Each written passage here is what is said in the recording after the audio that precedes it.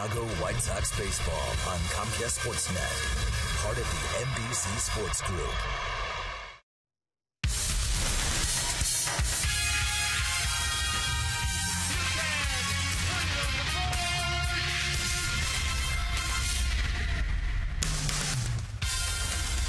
We are coming to you from the city beautiful Chicago, Illinois, where tonight Comcast Sportsnet presents White Sox baseball. It's Paul KONERKO, Alex Rios, Adam Dunn and the Sox as they get set to butt heads with Miguel Cabrera, Prince Fielder, and the Detroit Tigers. Hi, everybody, and welcome. I'm Ken Harrelson. He's Steve Stone as we get set to bring you the first of this brief two-game set. As you know, the Sox lost 2 out of 3 in that Kansas City series. We won an opener against Kansas City 5-0. Then they beat us 5-0. And yesterday scored 9 runs in the last 3 innings to win that ball game 9-1.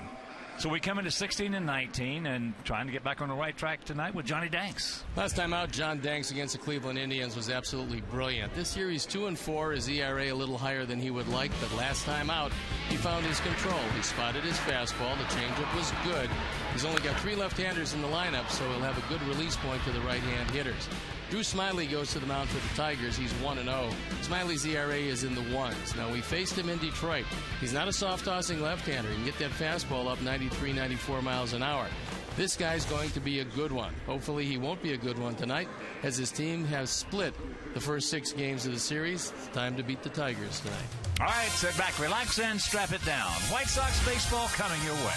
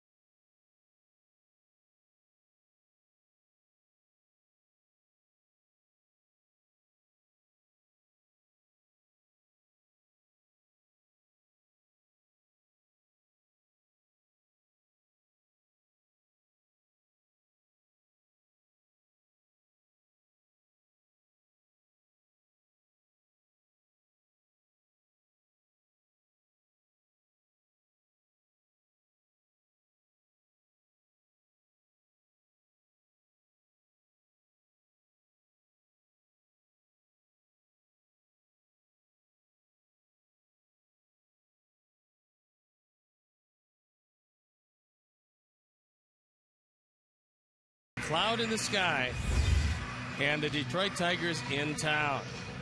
Things have not been the best at U.S. Cellular Field. The record 6-11. The batting average, not much to speak about. Runs per game, much less than on the road. The ERA, much higher than on the road. And the opposition is out-homered our ball club, so that's a situation that has to turn around if we have any divisional aspirations. Let's take a look at how Jim Leland is going to line up his Tigers tonight. Tigers come in at 17-17. Jackson leading off, and he's been very good with DIRKS hitting second. He's been tough against us, and it's Cabrera, Fielder, Young, Rayburn, BOESCH, PERALTA, and GERALD LAIRD catching tonight. The defense and how they'll line up behind Johnny Danks. Viciedo, Diaz, and Rios left to right, with Morel, Ramirez, Beckham, and Konerko. A.J. Pierzynski gets a nod behind the plate, and our Lexus Pursuing Perfection starting pitcher is Johnny Danks. Last time out against the Indians, he was absolutely brilliant. Unfortunately, his teammate didn't give him a whole lot of support, but he threw the ball as well as you could throw it. A 2-4 record, an ERA just under 6. Last time out, he spotted his fastball, and the straight change was very good. Last time out, 2 earned runs in 7 innings, 5 hits. Only 1 strikeout as he got ahead early and made them put the ball in play. Lifetime against these Tigers, he's had a tough time. He's 4-7 against them. His ERA up over 5. So we'll see tonight if Johnny Danks can duplicate his last time out. So they've thrown the ball around the infield. And we're ready to play baseball, and I'm ready to turn it over to my play-by-play partner, Ken Harrelson. Hi, Steve. Thank you. And once again, good evening, everyone, and welcome to White Sox baseball right here on Comcast Sportsnet. So happy you could join us for the first of this brief 2-game set against these Detroit Tigers. Center fielder Austin Jackson gets set to lead it off against Johnny Danks. And the first pitch of the ball game is taken up high. Jackson comes in hitting at .320, 4 homers and 13 knocked in. Fouls that one back to even the count at 1. He's a very, very talented young man.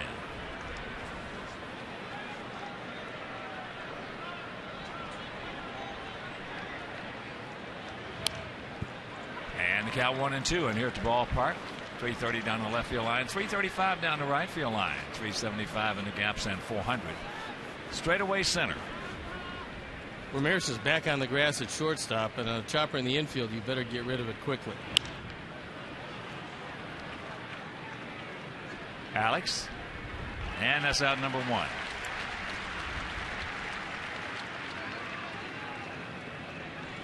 Jackson, a good man to keep off base if you want to keep this a low-scoring game. This Tiger team doesn't run very often, but if they do, it'll be with Jackson.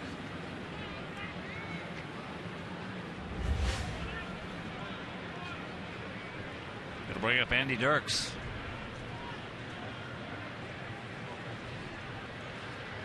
Andy hitting at .371, 3 homers and 11 driven in.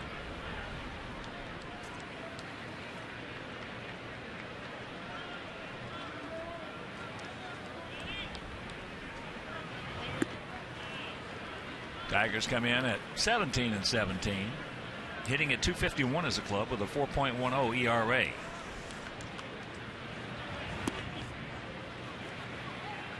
And the count 3-0. No walks. Walks have just been killing us. The umpires for the game tonight: Phil Cuzzy behind the plate, Greg Gibson at first. Vic Carapazza is at second, Jerry Davis is at third, and that is ball 4.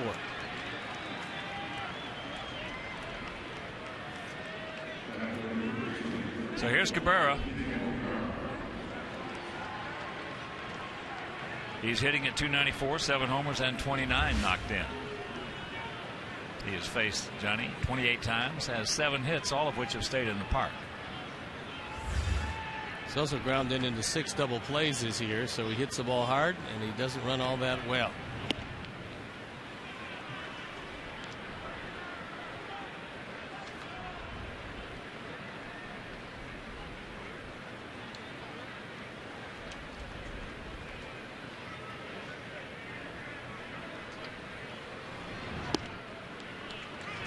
about those walks in yesterday's game. We walked 7. 5 of them scored. We hit one guy and he scored. Can't be quite that generous with this offensive club.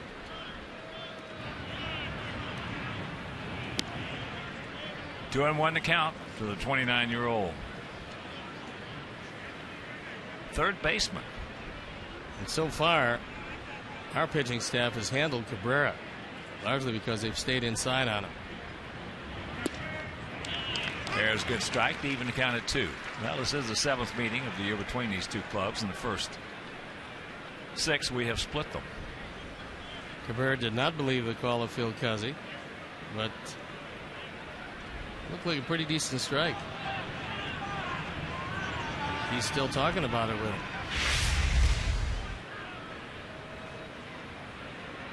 Outfield playing him straight up like you have to.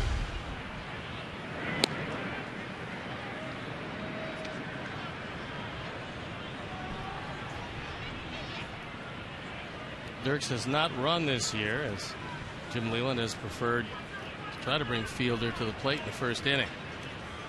That is, of course, barring a double play, which is always a possibility with Cabrera. Ball had tremendous top spin on it. Beats it back through the middle.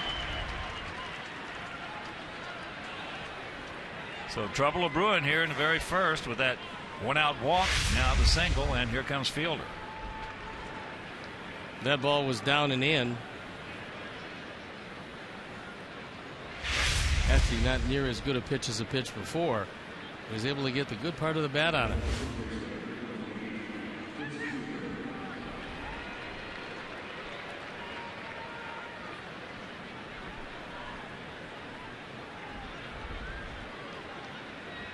So here's Fielder hitting at 266, 5 homers and 16 knocked in.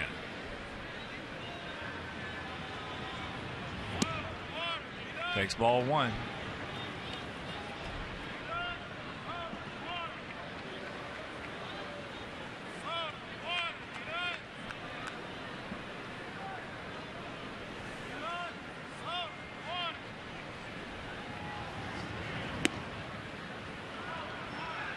And takes ball 2. Well, Brent Morrell now coming in to try to settle down DANKS. Yeah, these guys are a lot better hitters at 2-0 and 3-1. And most of them have the patience to wait that long.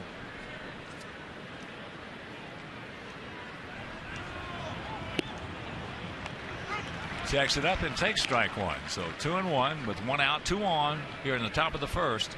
If you're just joining us.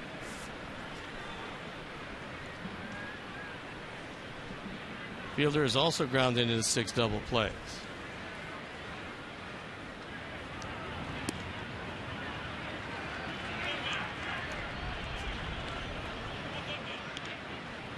Three and 1.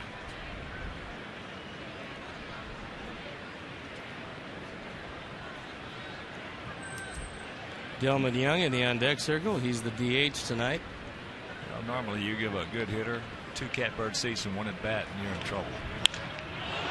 That ball is smacked. And it's over the head. And that's going to score a pair. So 2-0, 3-1. Doesn't work.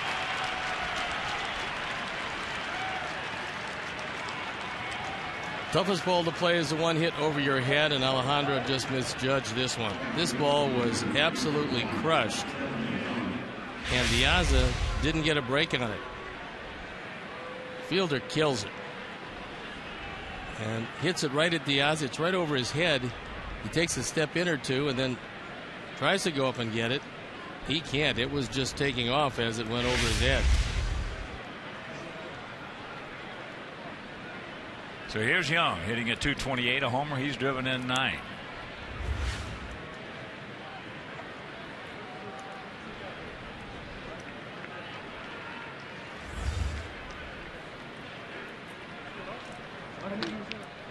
And that ball hit hard. One hops the Bacardi at the park. So back-to-back doubles. Fielder scores. It's 3-0.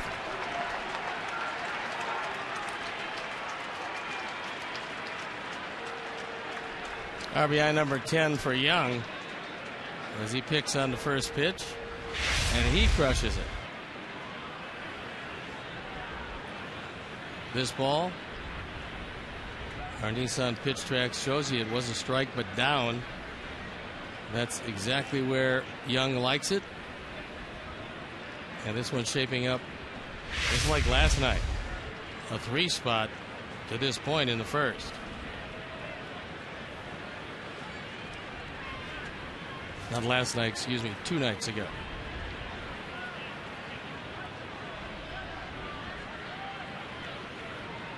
That'll bring up the second baseman, Ryan Rayburn. Hitting in 135, no homers. He's driven in 2.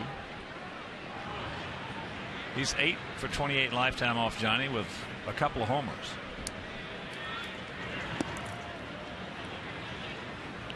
And as a rule, besides the walks, usually when you're having trouble throwing strikes,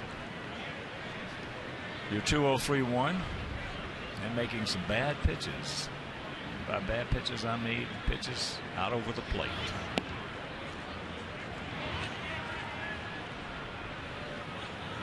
The last time out, it appeared that John had cured his early season wildness. But once again, it has reared its ugly head here in the first.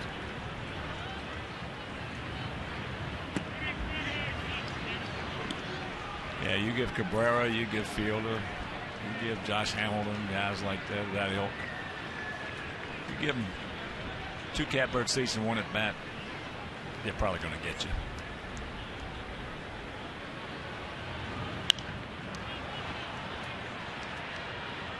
And that's out of play. Giving Rayburn 135 the 3-0 green light. Jim Leyland realizing maybe that will be the best pitch he'll see in the at-bat. If he keeps fouling them off over the right side, he's not going to get the green light very often. True. That ball hit hard. Boy, they are hanging out some hemp. Wow.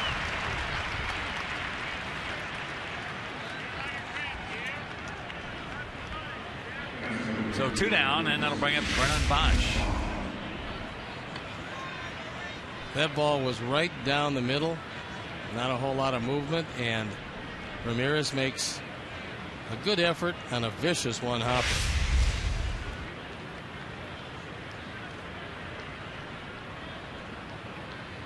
Johnny might have to implement Plan C.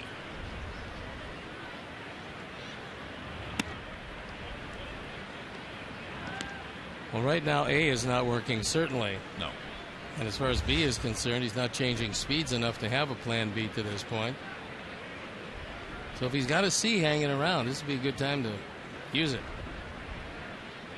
How many guys got Plan C? Nope.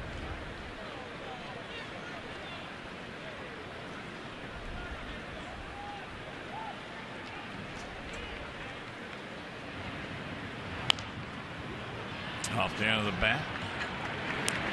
They get some good pitches to hit, and they hit them very hard. But it was started off with that 1-out walk to Andy DIRKS. After happening at play, it's the Tigers 3, and our guy is coming to bat.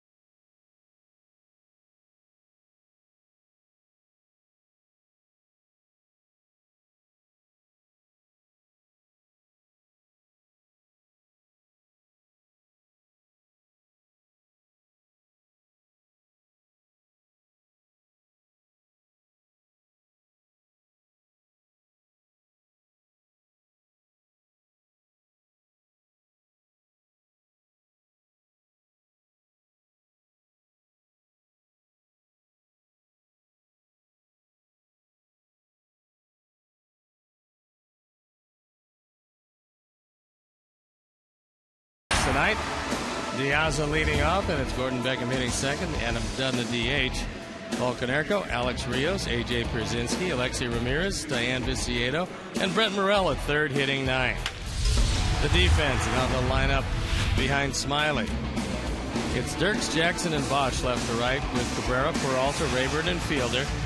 GERALD LAIRD gets a nod behind the plate, and young Drew Smiley on the hill.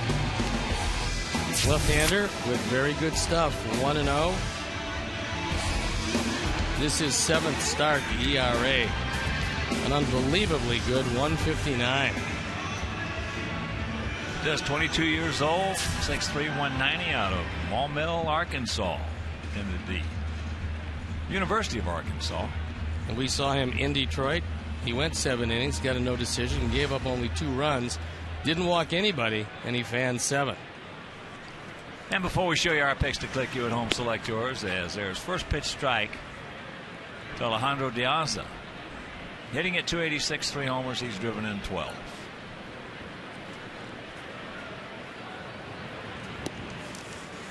When he won the count, Sox come in hitting at 238 as a team with a 3.66 ERA.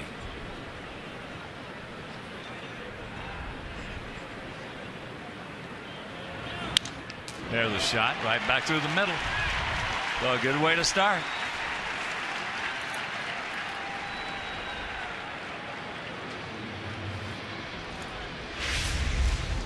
Diaz continues to get on base, to hit the tough pitchers, and then use his speed, and hopefully this is the start of a big inning.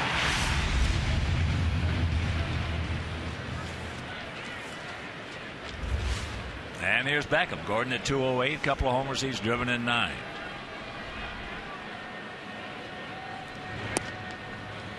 Takes ball 1.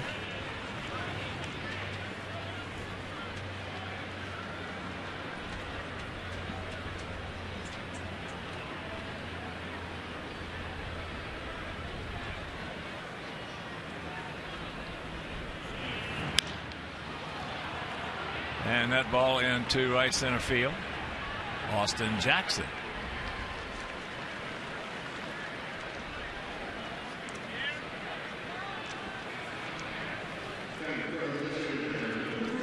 So 101 out, that'll bring up Adam Dunn. Adam hitting at 250 with 11 homers and 26 knocked in.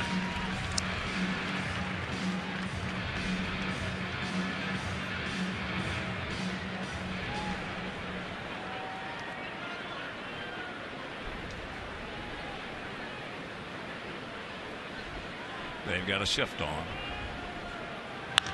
That ball hit high and deep. They just stand there and look up. You can put it on the board. Yes! A bomb off the bat of Adam Dunn. Mercy. That was a fastball exactly where Adam would have wanted it. It was right around belt high. It was outer third of the plate where he could extend his arms, and he just lost it. Home run 377 ties him with Norm Cash. And our fourth home run replay, this is a no-doubter. Bosch in right field just looked up and admired it. Thought all he could do was take a couple of steps and see how far back it would fly. So it's a 3-2 ball game, and here's Paulie. Paulie at 333. 6 homers and 19 driven in.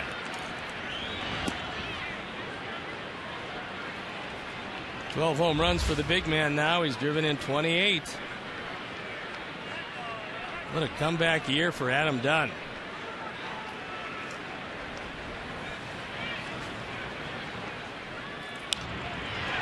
That's into right field. Bosch giving some ground, but the long 2-run homer has put us right back into this ball game, as Alex Rios will be the hitter.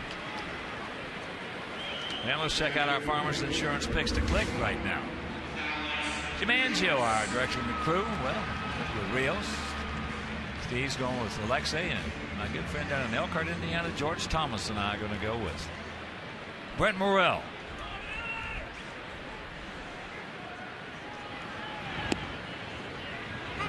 First pitch strike. Alex hitting at 282, a homer. He's driven in 14.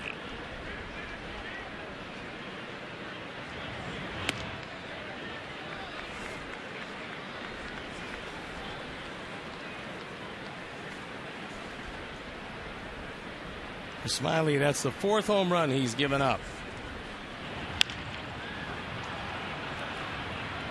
Boesch got the bead, and that'll do it. A 2-run blast from the big one, and it is 3-2 Detroit.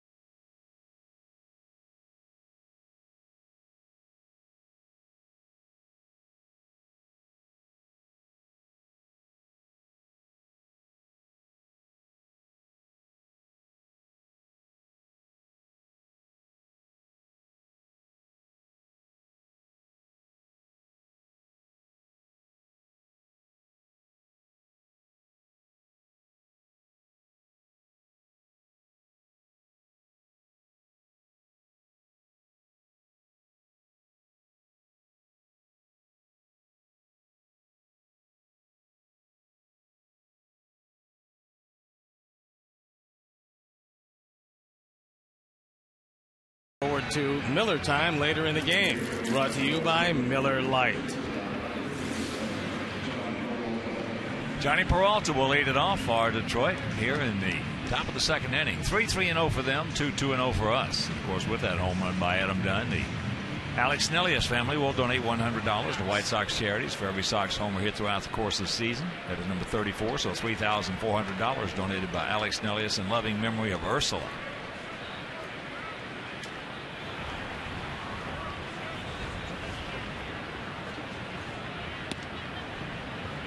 Peralta comes in at 257. A homer, he's driven in 9. That 1 home run coming against us, and it was a game winner.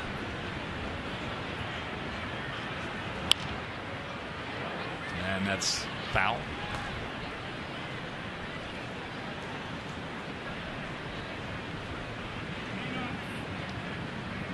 That was in the bottom of the 9th inning.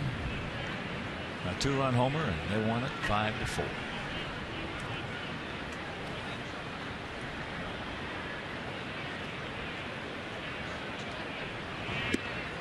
There's a strike.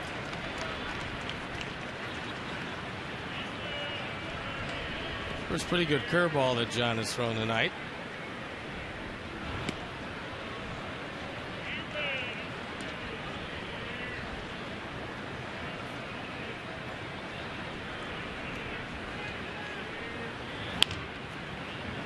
And that's fair. Nice play.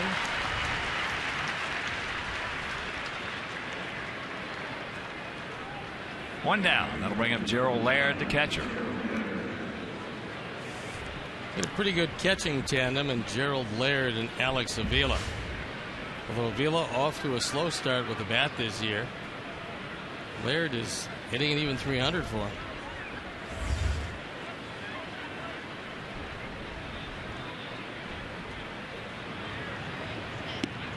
First pitch strike.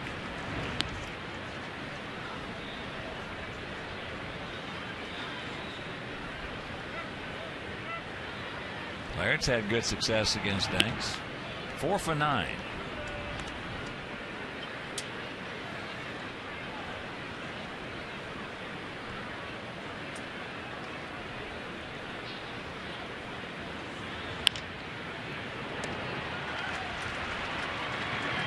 Two down.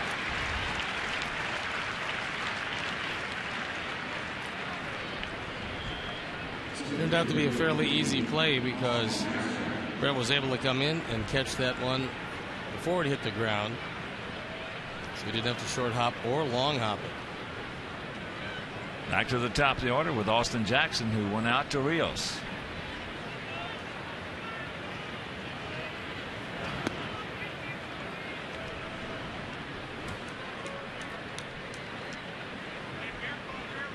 One more in this brief 5-game homestand. That is buy-in because he was in. And that's going to be a double. That's Jackson's 10th two-bagger.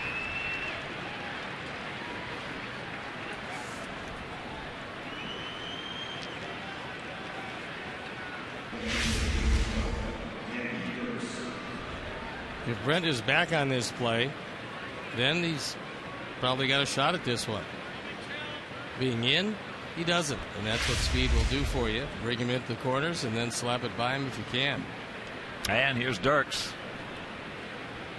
After Jackson last inning led off with that fly ball to right field, he drew a walk, and that started that 3-run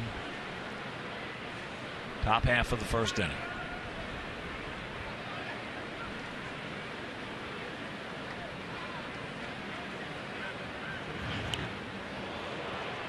And that hit him. Didn't really try to get out of the way of it, but on a curveball, you don't have to. Especially when you're hitting in front of Cabrera. Yep. Now take a look what he does with that front side. He sticks his elbow out. Now, if anybody notices it, he could say, nope, you don't get first, but they very rarely will call that. Take a look at the lead elbow. He actually sticks it out, gets hit, essentially intentionally, and he's aboard. And that's foul. And Leland comes popping out of that dugout. Well, that one wasn't foul by much. It turned around Jerry Davis.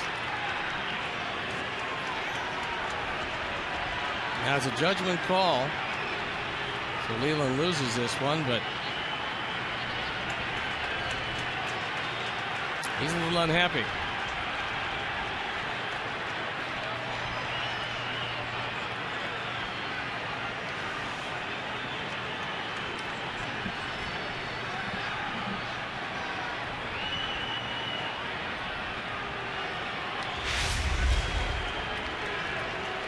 He'll show you right down the line. Cabrera bounces it. Wow. We get a break. And Cabrera just is exasperated at the plate. He's trying to get Cuzzy to chime in. Meanwhile, 0-1 to count. That ball was way foul. Yeah. 21. As soon as it left the bat.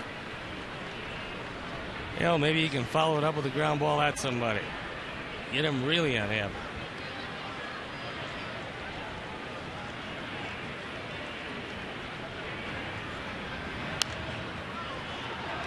One and two the count on that changeup.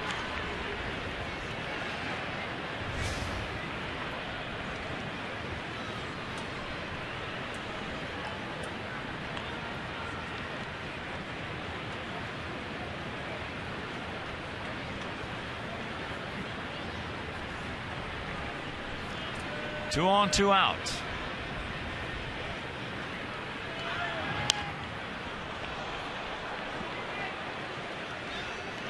Think about how dangerous Cabrera is since the start of the 2008 season. Only Joe Mauer has been better in all of baseball.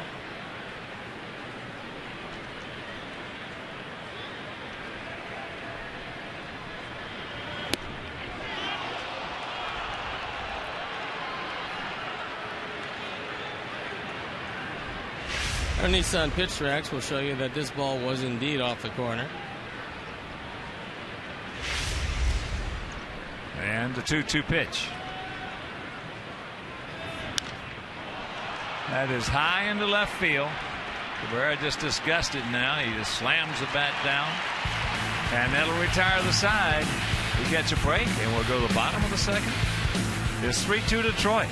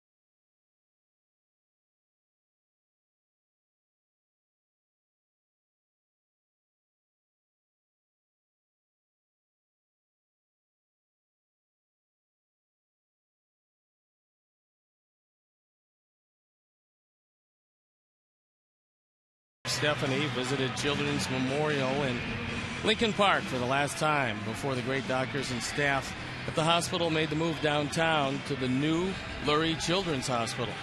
More than 20 years ago, when visiting the hospital, Robin and Stephanie met Ryan Riethel, a boy from Northwest Indiana who was battling cancer at the time. The boy, a huge White Sox fan, went on to beat the deadly disease, and today he surprised Robin and Stephanie while they were visiting. And there you see what they look like today. There is Stephanie Ventura with Ryan, his wife Amy. The boy is now a man and married, and both are here, guests of Robin this evening. And doing well. Knock on wood. Want to know the count to AJ. Drew Smiley with a 2-0. AJ comes in hitting at .257, 5 homers and 21 driven in.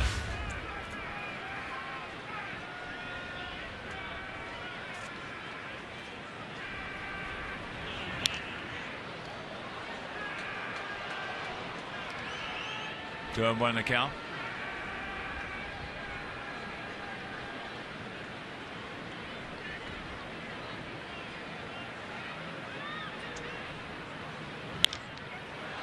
And that ball hit into left center field.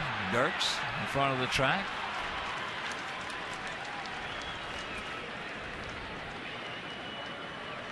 So 1 out.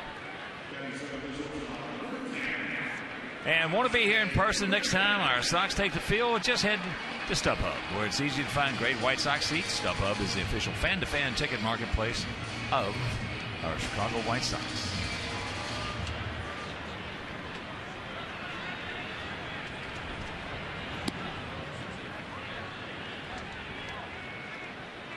Want to know the count to ALEXEI, hitting at .199, a homer. He's driven in 14.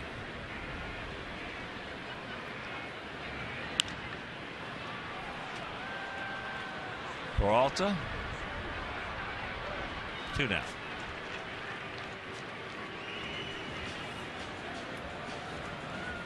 Two quick out, and that'll bring up VICIEDO. Tank at 196.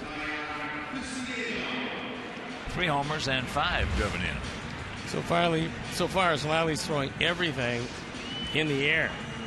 He's yet to be able to keep the ball down. Fly balls and pop-ups for all the outs. First pitch strike.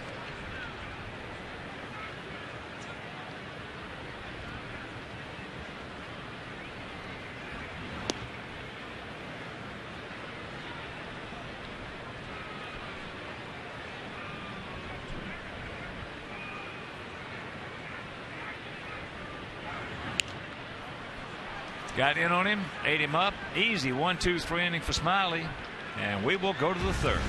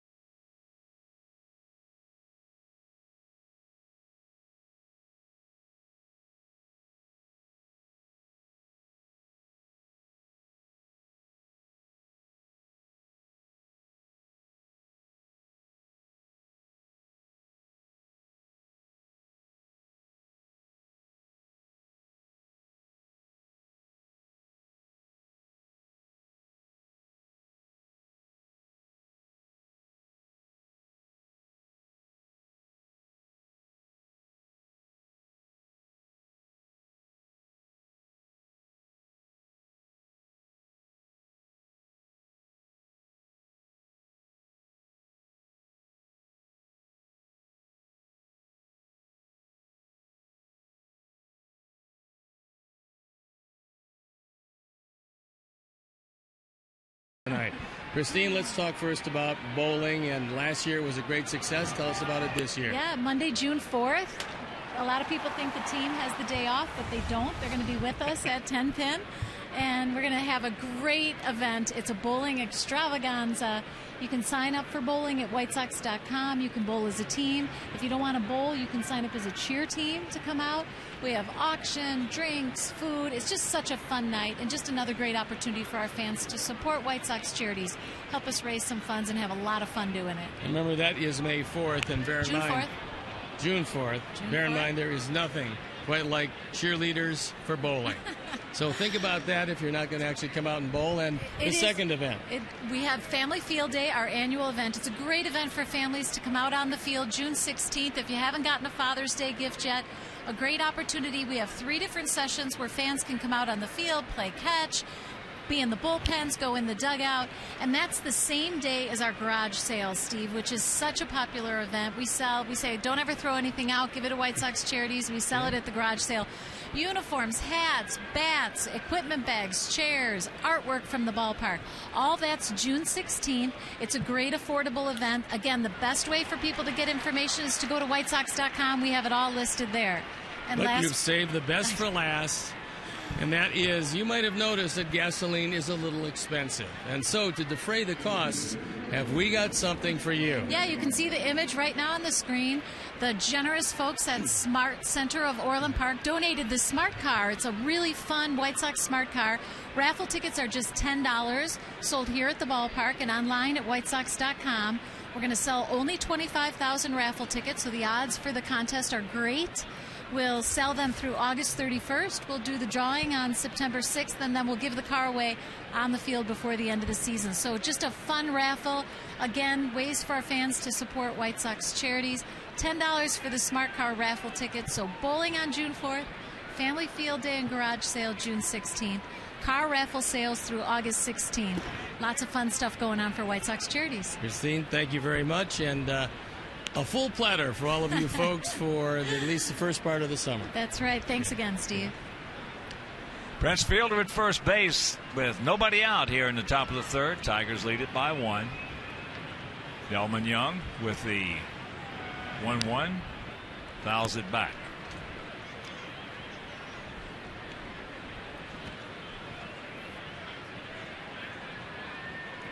Christine's been here a long time and just does a fabulous job for White Sox charities.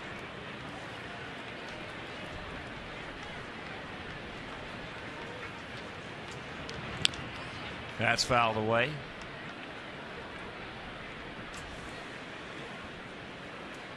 Three 5-0 for their guys, 2-2-0 for our guys. Outfield there straight up, spread out. And Diaz deep in center. 2-2.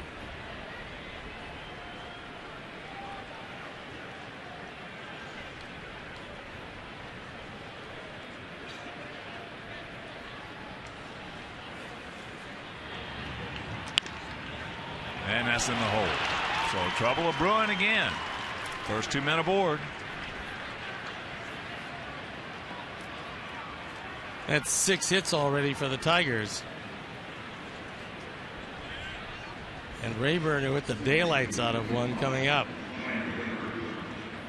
He had a bullet to ALEXEI at short.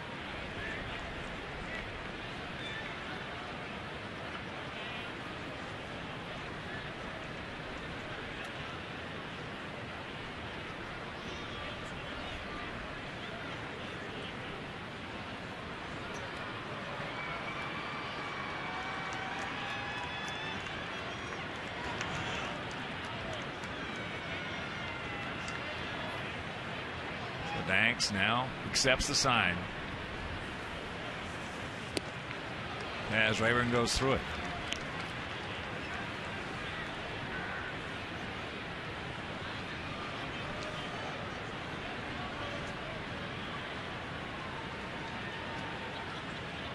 Fielder at second, Young at first.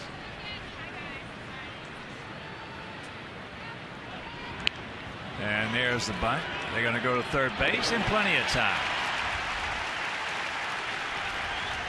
Good play, bad bunt. He bunted that one right back at John DANKS, who is a very good athlete on the mound. He had plenty of time. AJ most likely calling third base. You're going to get him by a good 2 steps.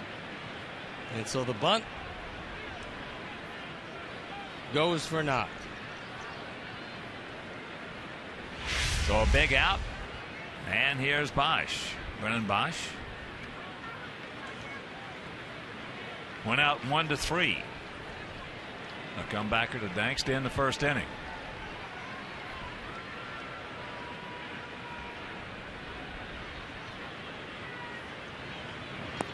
Takes down low.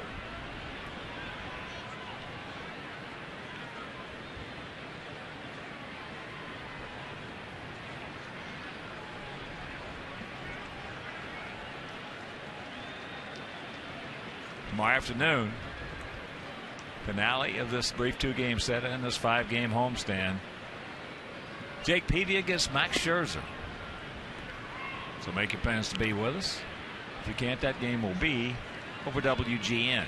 Then it's off to Anaheim after the ball game for 45 hours. The 2 games against the struggling Angels.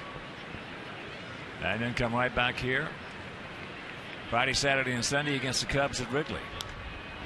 And that's foul. So the count 2-1.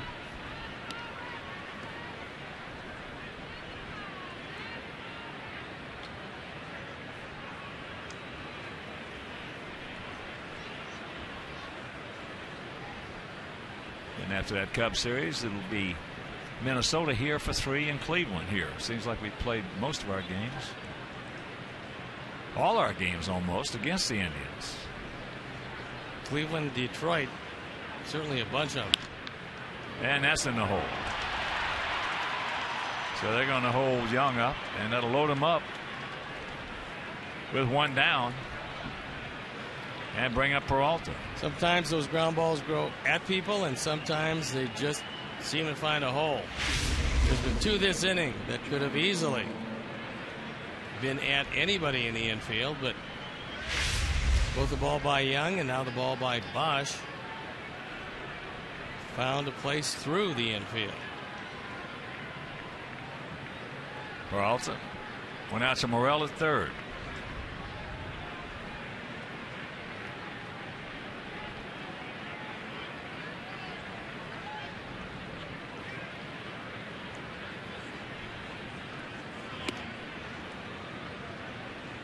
And that was the 60th pitch thrown by Johnny here in 2 1/3 innings. Very much reminiscent of the Chris Sale outing.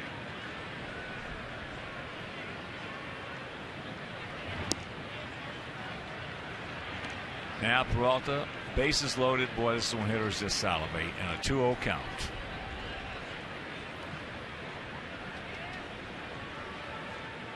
That is a real nice catbird seat there.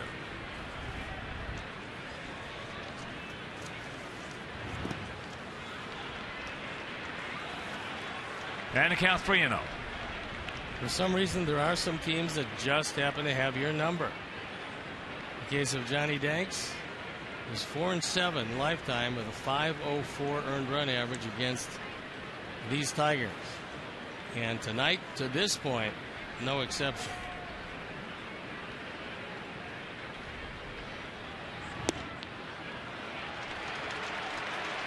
It is 4-2.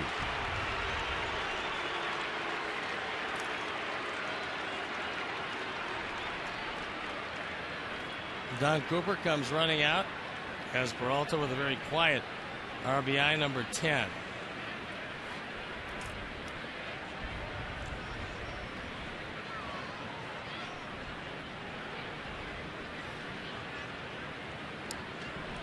That'll bring up Laird, who also went out to Morel at third.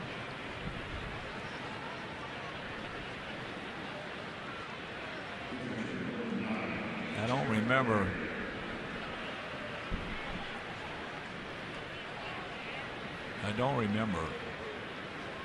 In over a quarter of a century with the White Sox,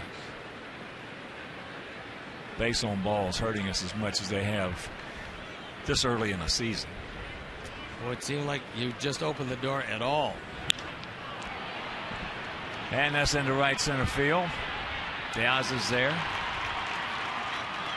That's going to get another one home, and it's 5-2. So the 2-run homer by Dunn has been erased.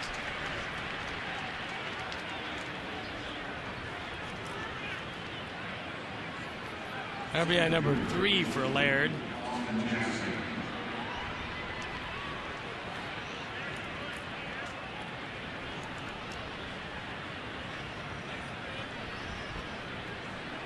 When I was driving home last night, or yesterday I should say, after the game, I was trying to recall if we ever had this many base on balls this early in the season. I couldn't think of anything.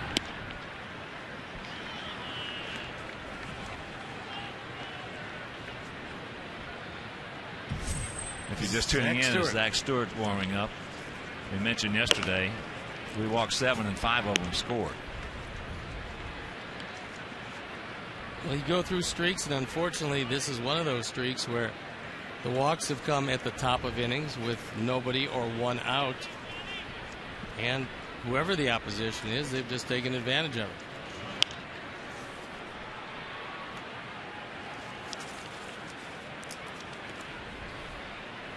Two on, 2 out, 2 in. And the count 2-1 to Jackson, who is applied to right and doubled.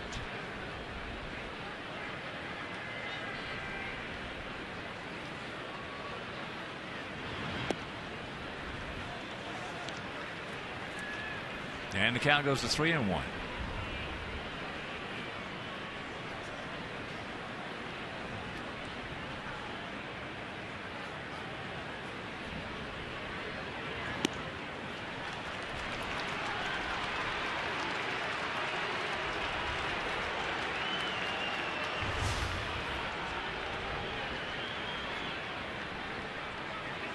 So here's Dirks. He has walked, scored. That was in the first. Hit by a pitch in the second. Don Cooper on the phone once again. I want to see if Stewart is ready. Well, the base and ball, besides what it does to a club, is it just deflates you. It takes the air out of the sail. It takes a little adrenaline out of play. As a rule, you don't get as good a defensive play. Everybody in a white uniform out there feels bad for John, but they're also saying, throw a you-know-what strike. Well, they're standing out there, and there's no way that they can help. No, it's frustrating. They come up with a pair. We're at the bottom of the third. It is 5-2 bad guys.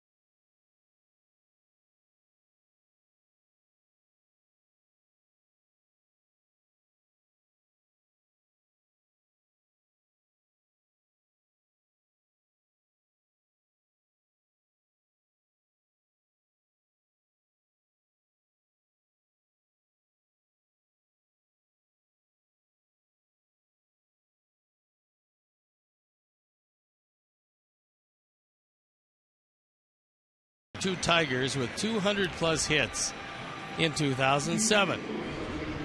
You think about that one? We'll get back to you a little later in the game with the answer. If you're just tuning in, things not going very good. Tigers scored 3 in the first. We scored 2 in the bottom of the first on a long 2-run homer by Adam Dunn. And then they just added 2 more.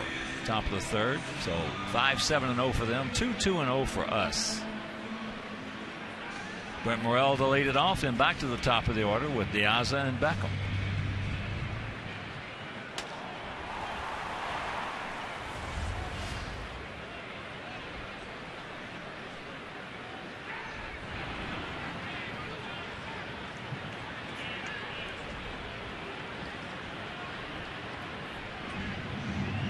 They haven't even done anything yet, and they can't get on the same page.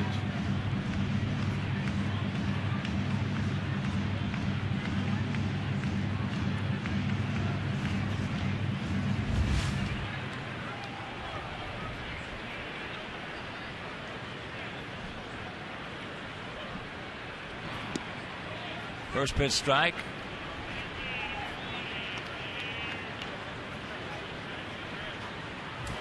Gap out there in left center.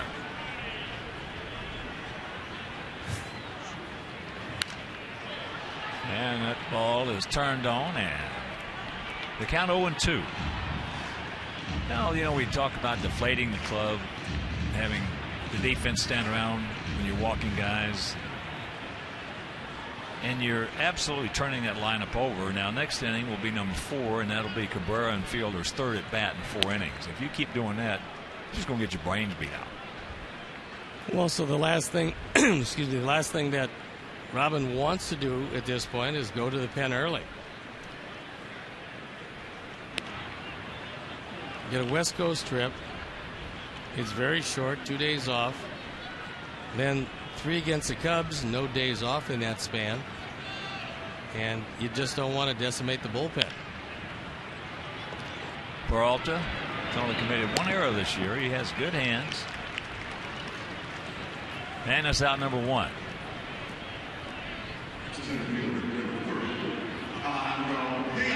So here is Alejandro. He singled and scored in the first inning.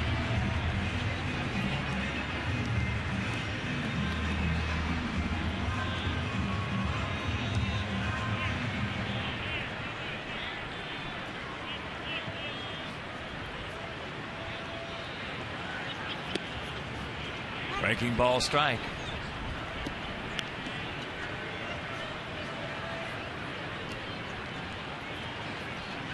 Taking some other scores for you. Minnesota leading Cleveland 1-0 that game in the 4th inning at Target Field. Bottom of the 3rd in Texas, no score, Kansas City. And the Rangers. Cubs leading St. Louis 4-0. That game in the top of the 6th. And Missouri. Bottom of the 7th in Philadelphia. Phillies shutting out Houston 3-0.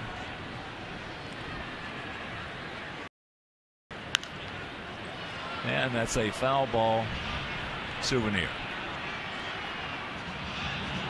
Baltimore's taking a 5-3 lead over the Yankees. That's at Camden Yards, bottom of the 5th.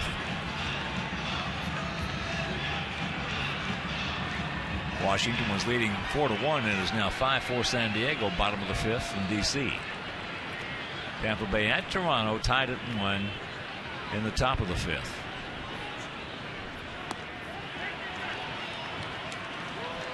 And Phil Cuzzy said he did indeed go. So Smiley brings up his first strikeout of the night. So 2 out, and here's Beckham. Top of the 7th at Fenway. Red Sox shutting out Seattle 5-0. John Lester on the bump for the Carmines.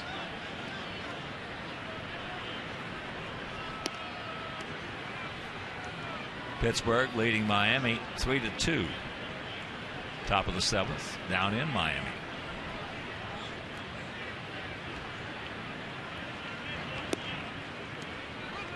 One and one to count to Beckham. Gordon popped up into short right center field.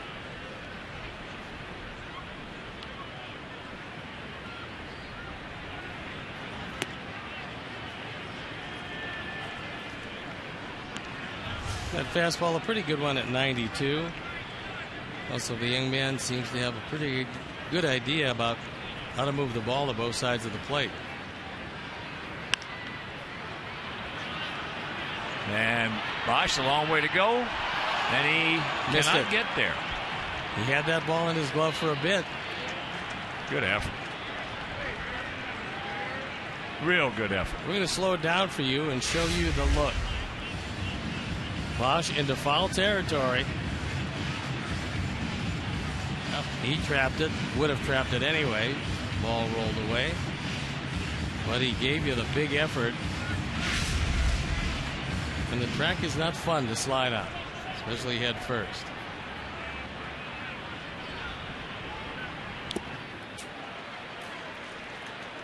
As he strikes out, that is 8 in a row retired by Smiley.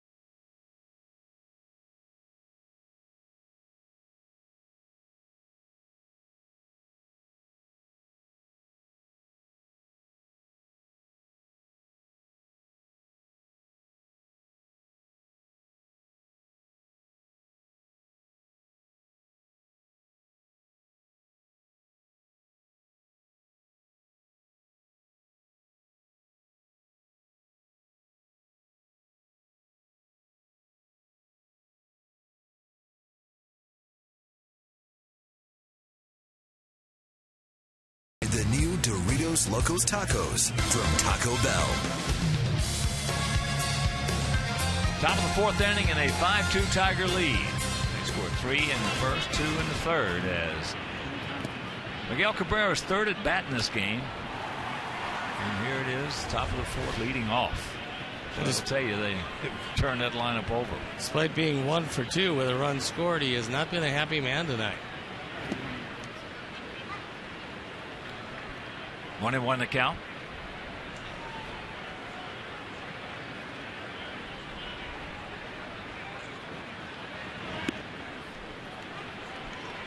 And it's 1-2. Fielder on deck and Young in the hole.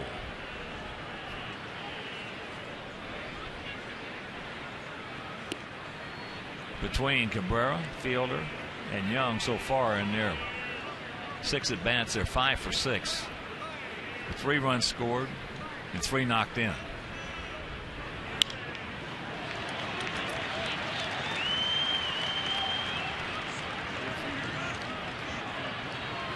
Now 6 for 7.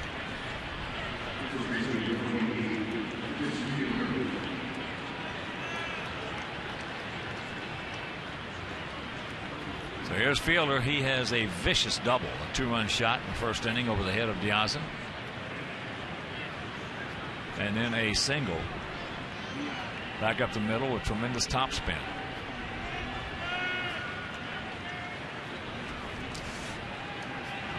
I was watching Prince take batting practice, and when he hits those line drives, they just don't come down.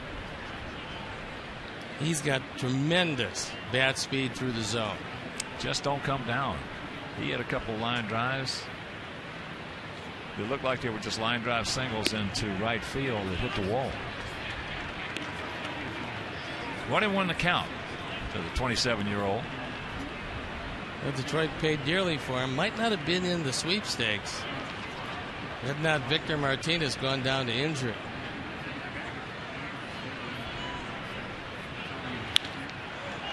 There's another bullet. So once again is now Cabrera's going to pull up. Couple of Bruin, first 2 aboard, like they did last inning. Fielder 3 for 3. You saw him pull the hands in. This ball on the inside part of the plate. He's strong enough while pulling his hands in to get the good part of the bat on the ball, drive it through the right side. Here comes Robin Ventura, and most likely that's going to be it for John Danks, who'll go 3+ innings here tonight. And throw 78 pitches and 3+. All right, Johnny Danks didn't have it tonight. His control jumped up and bit him. He'll depart, and we'll be back.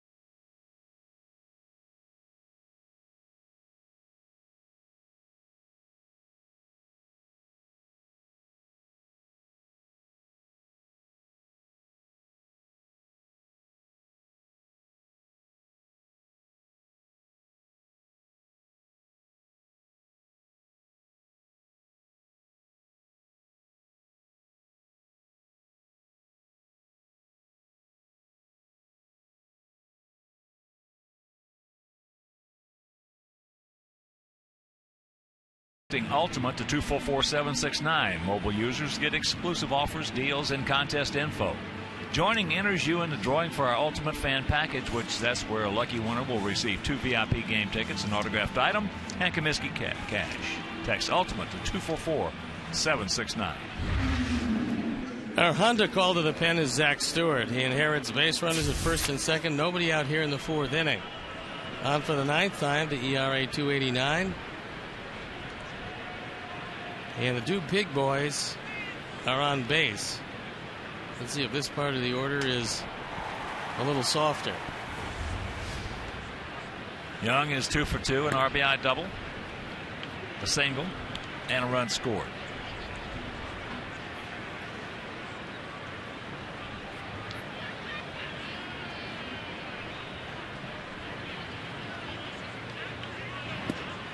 Well, you got an unusual 3-4 combination in Cabrera and Fielder. They can do some things at the plate that some other guys can't do. And by that I mean both those guys can extend on the ball and take you deep to the opposite field. And yet both of them can hit with short arms.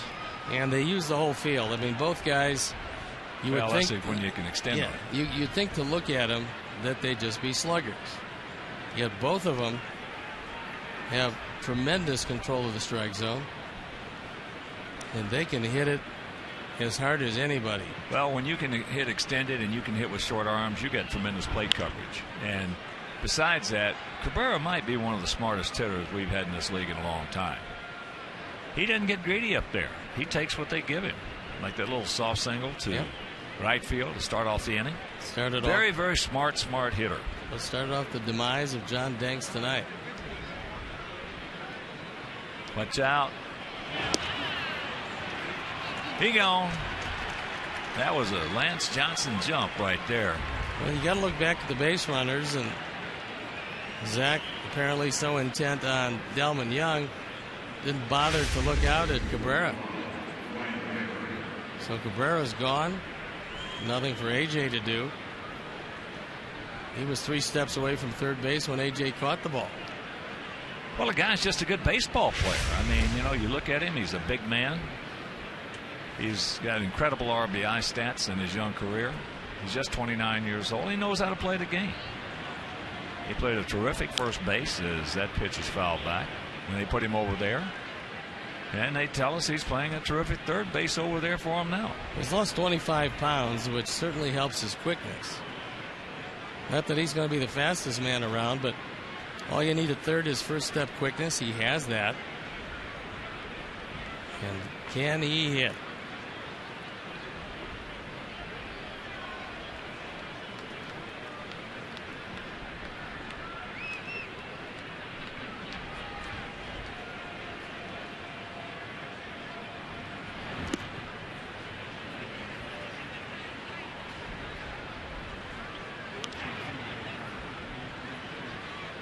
Sometimes you get big, strong guys, they cannot hit with short arms.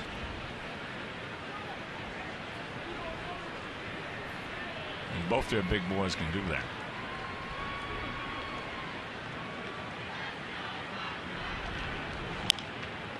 That is popped up. Alex, come on in. Yeah, he'll get there. So Cabrera just will have to stay. If Beckham makes the catch, he's going to give it a shot. Alex finally took over and looked like he bobbled that ball for an instant before finally putting it away. So 2 out, and that'll bring up Brennan Boesch, who is 1 for 2. Bounced a single in the hole between third and short last inning. That one almost found its way out of the glove, but at the end, all's well.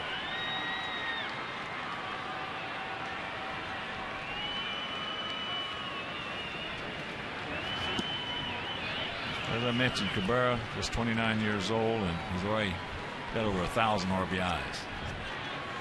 1,013. Pretty amazing. He's had an amazing career. Yeah, he has. I mean, he's an amazing hitter. So Zach Stewart's going to get out of it. Nice job by Zach coming in with 2 on, nobody out. They don't score. We'll go to the bottom of the 4th, trailing 5-2.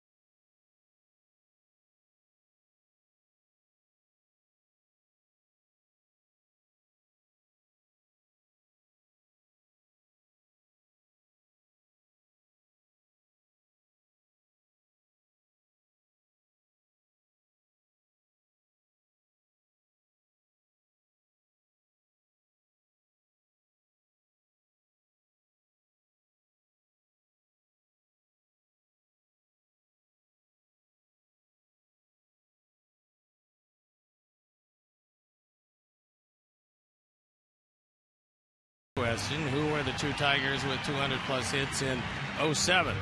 The answer, Magler Ordonez and Placido Polanco.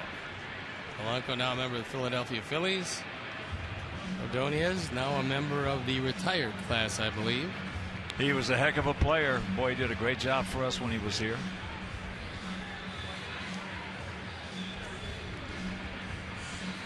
Here's our Xfinity high-speed action replay, and it came in the first inning. A towering, long home run. At the time made the score 3-2. It has since moved to 5-2. And now 12 homers, 28 knocked in.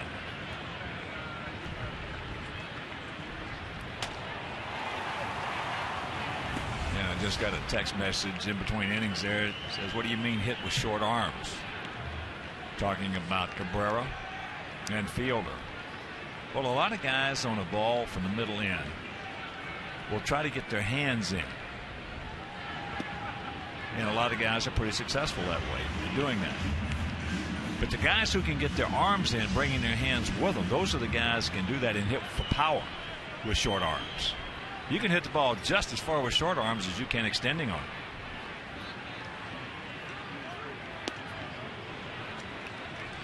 One and two the count to Adam. It's the most amazing part of those two hitters. A lot of guys will make contact by bringing their arms in. Those guys are able to get the good part of the bat on it when they bring their arms in. That's right. And very few guys can do that. That's exactly right. Guys who get their hands in can do it, but they can't hit the ball that hard. But the guys who bring their arms and then their hands stay back, they can kill it in there.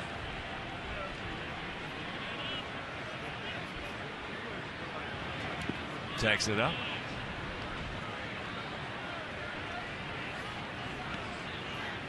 Well, there's got to be some reason between the two of them they're making over $400 million.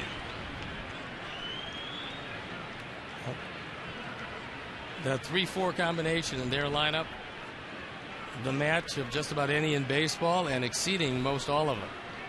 That's for sure. And well, the last time we had a 3-4 combination of this ilk, was Manny and Ortiz at Boston.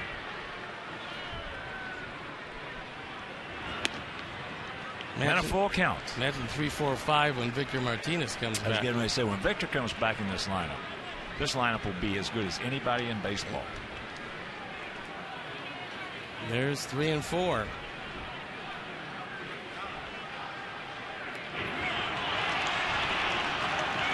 One down.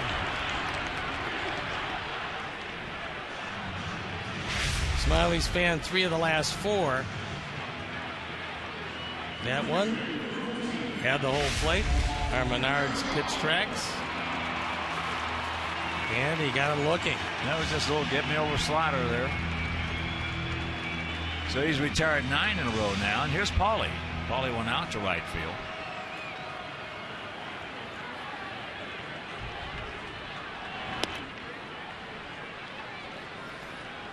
Here's our AT&T U-verse multi-view. We'll give you a look right in Paulie from center field. You'll see Smiley from the side. And a look at Paulie from the side.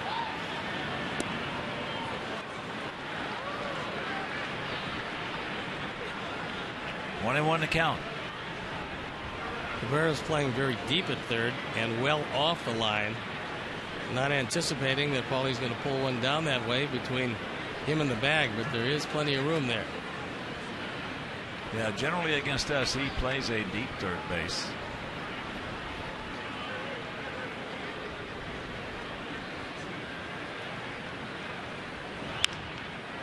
And there's a little flare.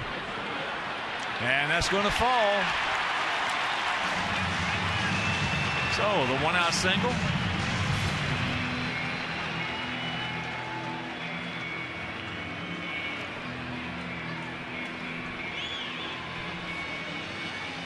And that'll bring up Alex. Rios also went out to right.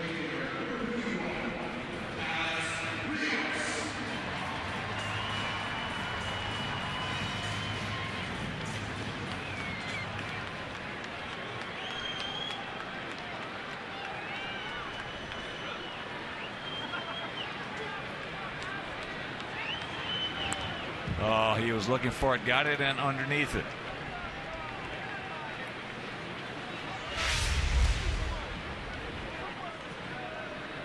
Menard's pitch tracks, a fastball right down the middle, top of the strike zone, fouled it straight back.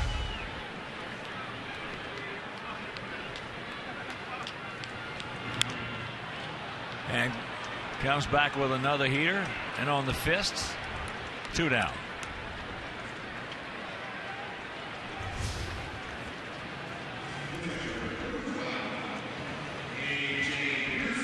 So here's AJ. He went out deep to left field.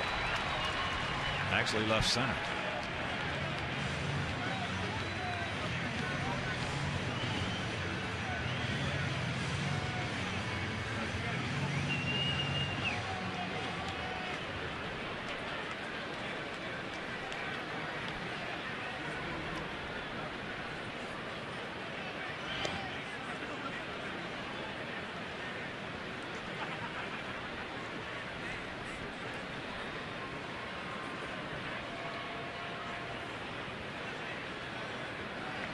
Tigers play a more conventional set for most guys, unlike Kansas City. As that's in the center field. And that'll retire the side. We've completed 4 and we trail it by 3.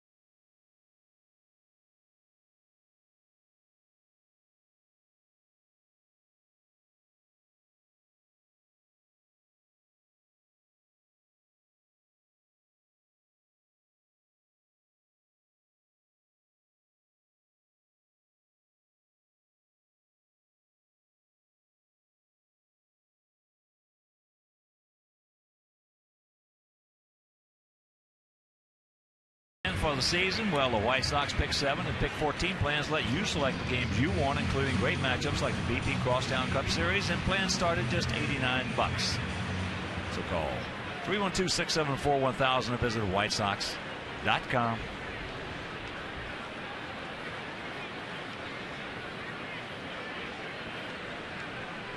Top of the 5th inning, 5-9-0 for their guys, 2-3-0 for our guys.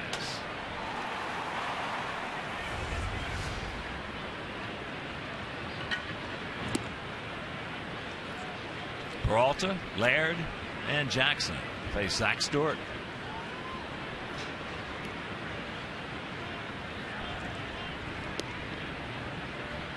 Stewart threw in the Sale game when an inning and a third, gave up a run on 3 hits. Didn't walk anybody, didn't strike out anybody. Goes through that one.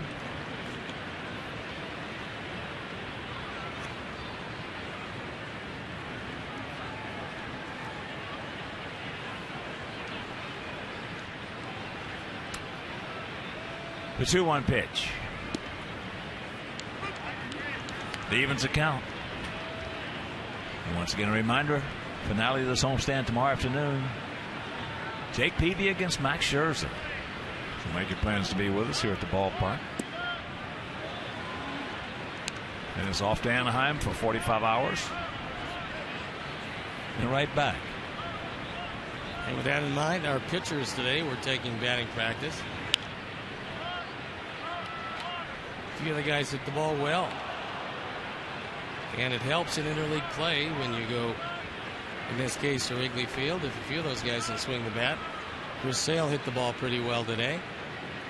Jake Peavy, normally a good hitter.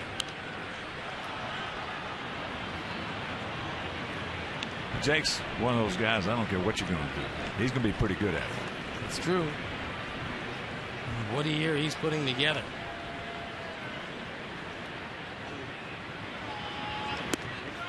And he walks him. So the dreaded leadoff walk. Peralta walked with the bases loaded back in the third. So here's Laird. He's 0 for 1 with a sacrifice fly.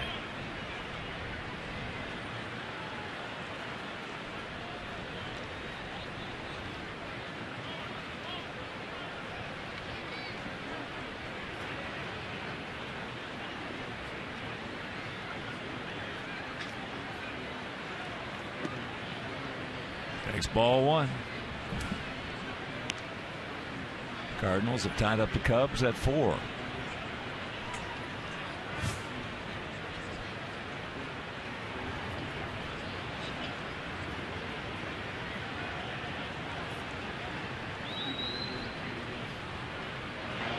Ball is thrown away. Now that leadoff walk is at second.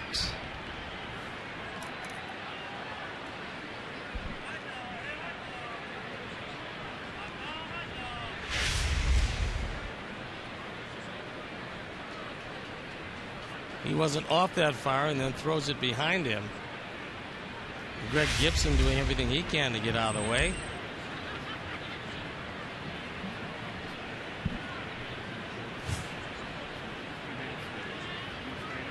So that changes the approach of Gerald Laird.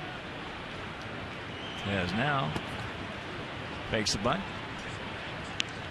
and takes the ball in the count 2-0. Another 2-0 count tonight.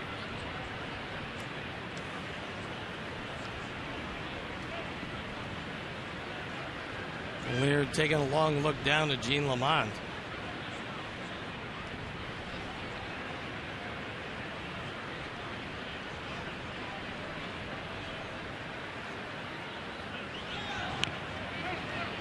Not a good approach right there with that bunt. Just a jab.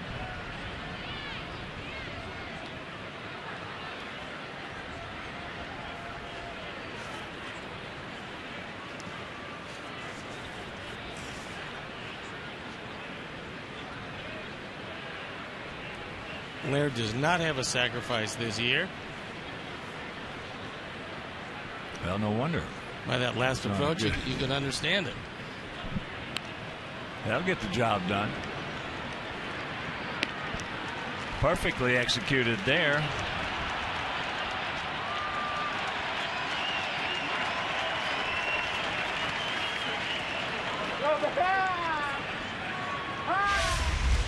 Well, Laird gets this one down well. Then sometimes that foul line can jump up and bite you.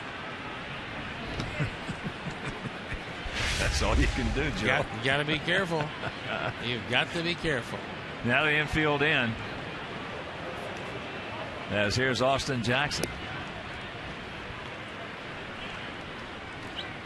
He has gone out to right. He has doubled and he has walked.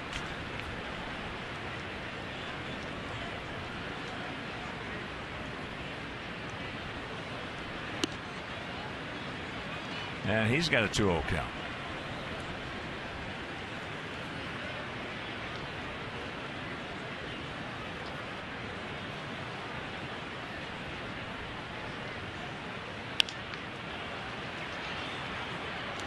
Alexei holds him, and 2 down. Well, Peralta doesn't have a whole lot of speed, and unless the contact play is on, and the contact play is you run on anything as long as it's hit. the contact play was not on. And so with his speed, he's not going to outrun the arm of Ramirez, and he stayed right where he was. Yeah, that particular ball right there, though, is doubly difficult for the runner. A lot of times what that third base coach will tell you is make it get by the pitcher. Yeah, and he doesn't know. And he can't see from that angle. They'll tell you, make it get by the pitcher. If it gets by the pitcher, go.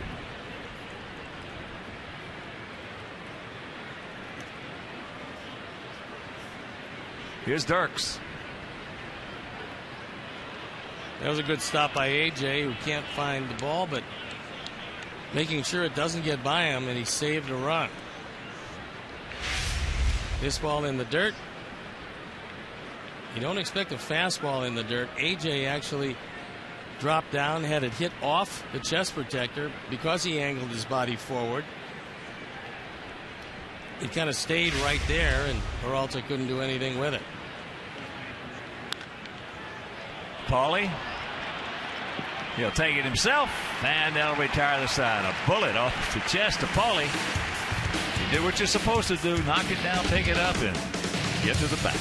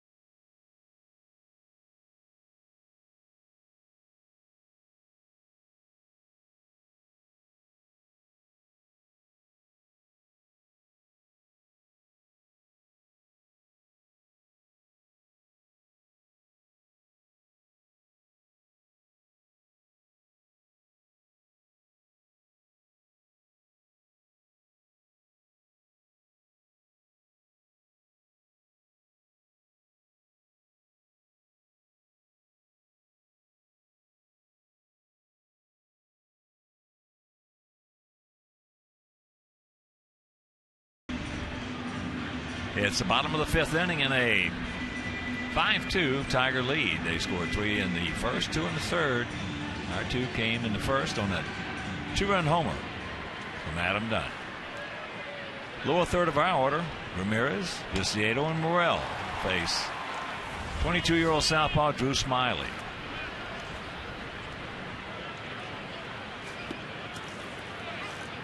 Bit of a slinger. But he's used up in the strike zone today not as well as you could use it. Like just about every out except for one has been hit in the air. Well, we're talking about Jim Price, former catcher with the Tigers and also longtime announcer. There's a good way to start it. That boy Alexei. And Jim was just raving a little bit about his pitchability. Knows what he's doing out there. He seems to.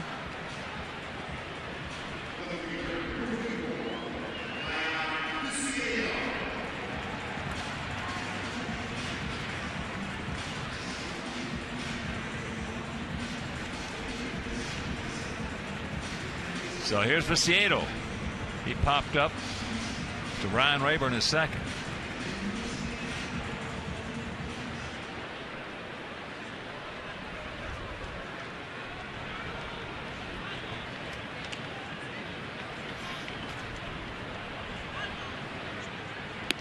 Well, Smiley came into this game leading the American League in earned run average.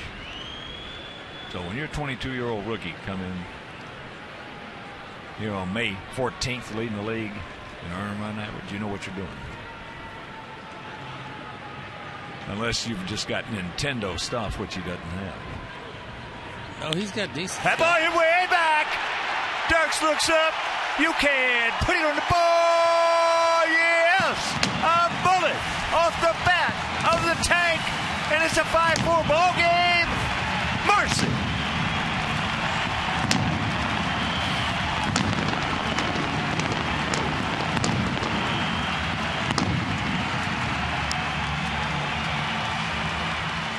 Home run number 4, RBI 6 and 7. A Ford home run replay, the second 2-run homer of the night.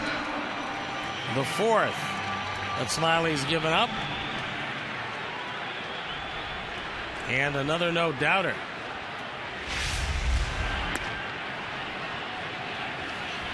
So here's Morrell. He grounded out to short.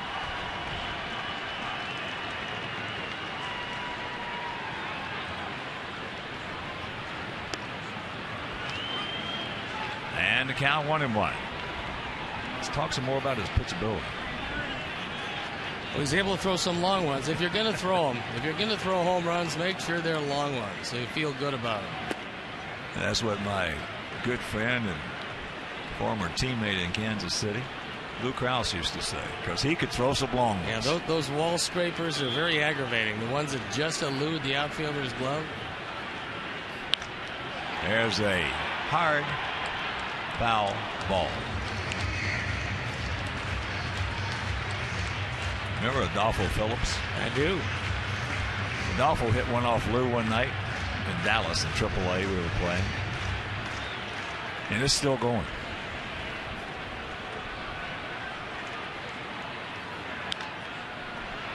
There's a little looper.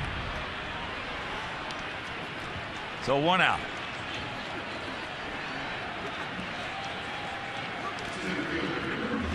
And that was back in 1963.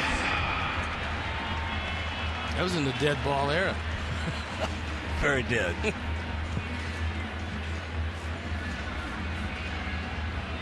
So here's Diaz. He's 1 for 2 with a run scored. Alejandro's been doing a nice job in the leadoff spot. That particular bunt accepted because he dropped the head of the bat. Cabrera was right in on his doorstep. It was going to be almost impossible to get it by him.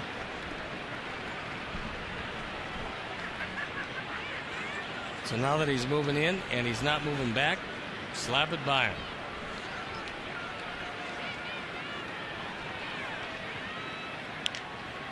There's a comebacker. Well, we've been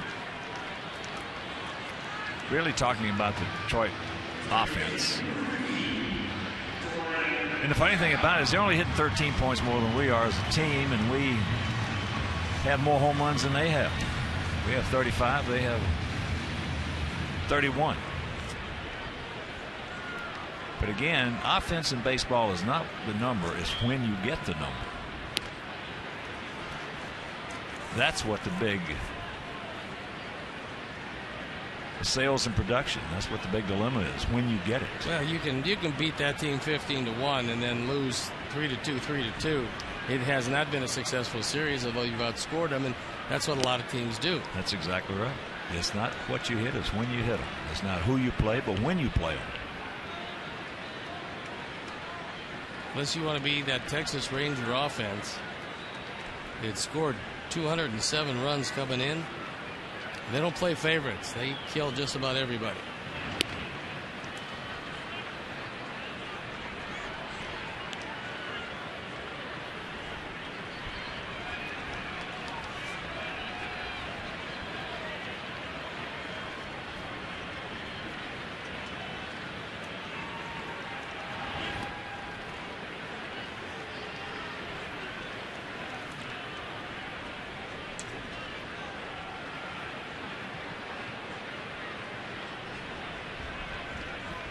For Smiley, a very good chance to learn a whole lot about pitching and baseball from a good team. So at his tender young age, he's got Verlander to look at, Pfister to look at, Scherzer on his good days, and they're not expecting him to be a 1, 2, or 3. They're expecting him to just give you a quality game each and every time out, and he's done that. And there is the first walk. Issued by Smiley, and here comes Adam Dunn.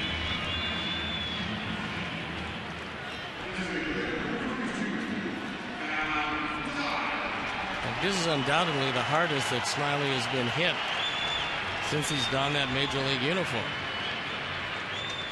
Let's see if we can continue that for a bit. They got the shift on. Rayburn in short right field. They also have the bullpen up and going. Dunn 1 for 2. And here's what he did back in the first inning with the Azo board. Hit his 12th home run. Driving in runs 27 and 28. The first of 2 two-run homers that have made this game a 1-run game.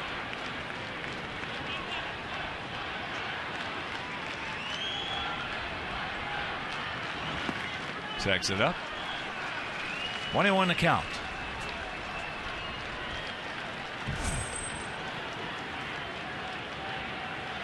It's Putkona listening in the pen. And that's after just 67 pitches.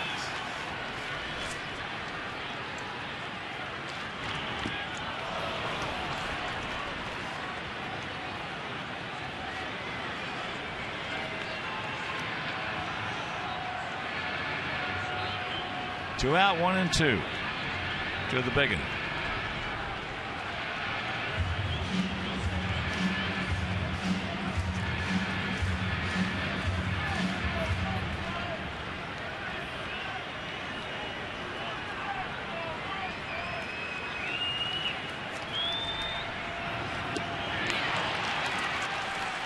Got him, but the 2-run homer by the Tank. And it is a 5-4 Detroit lead.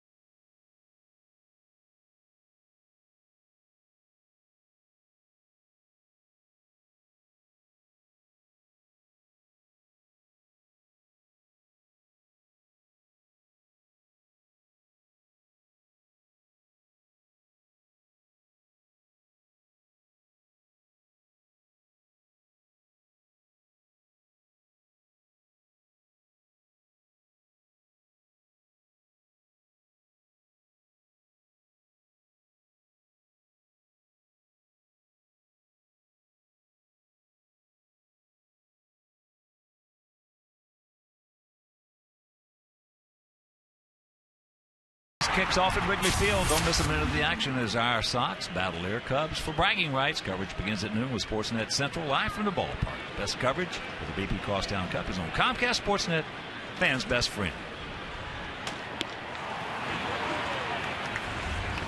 1-1 to count to Cabrera, leading off here in the top of the 6th, and this is already his 4th at bat.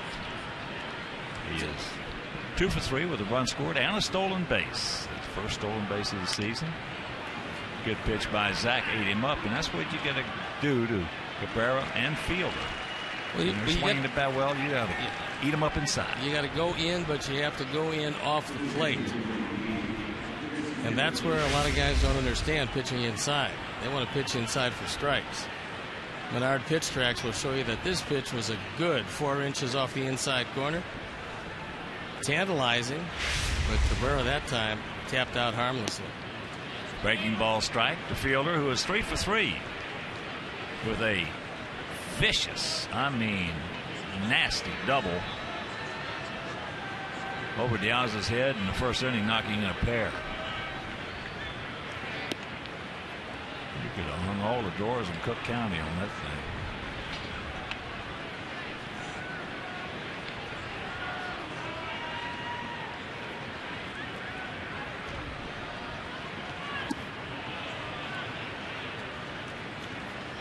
Big inning for Zach to get out of. Victor Santiago loosening in the pen. You get out of this when your team has come back, got you within 1. You've done quite a job. And that's off the end of the bat. Alex making the call, has the ball. 2 down.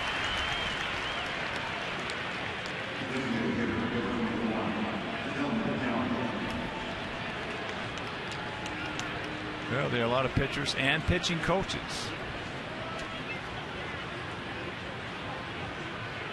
who don't,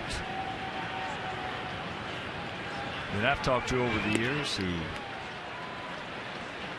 think that you got to throw fairly hard to be able to pitch inside. And I think it's just a lot of BS because of the fact if you don't throw hard, you better know how to pitch inside. And like Steve was talking about, it's not going in there for the inside corner. On certain guys, according to how their approach is to the pitch, it might be 6 inches inside. And a lot of guys just love the ball in. They're going to swing at it in there. He gone. Good job by Zach Stewart. And we'll go to the bottom of the 6th, trailing by 1.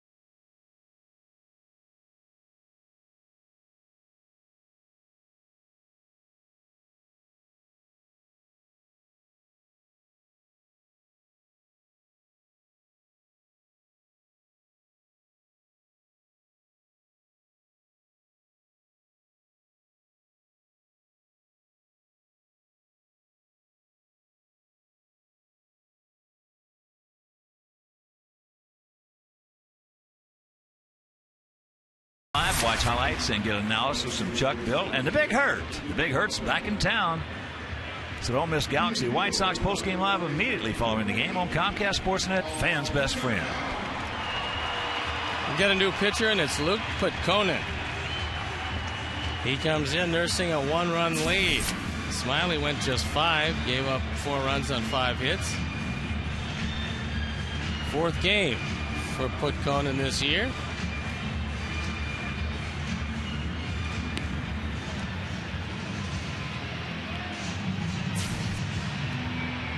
See if the lineup can get to him before Jim Leland can get to his very talented back end of the bullpen. And while we have a moment, big White Sox shout out to Talia Pasqua, daughter of former Sox outfielder Dan Pasqua. I understand Talia's a little under the weather. She's an intern with us here at Comcast Sportsnet, so hope you're feeling better, honey. course, Dan Pascal, one of the strongest guys to ever play this game.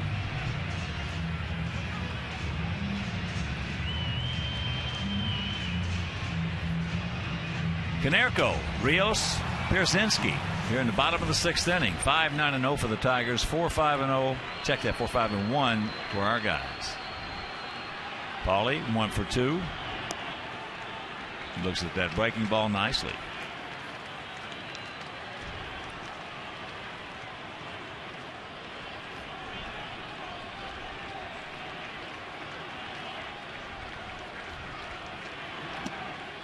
Pass low, 2-0. Kansas City leading Texas 2-1. Cy Chin, Bruce Chin on the bump for the Royals. That game in the bottom of the 6th inning down in Texas. He's done a pretty good job of it. For a guy that can barely get that fastball to the plate consistently. And he's holding an excellent team to just 1 run. Wow. Call that a strike.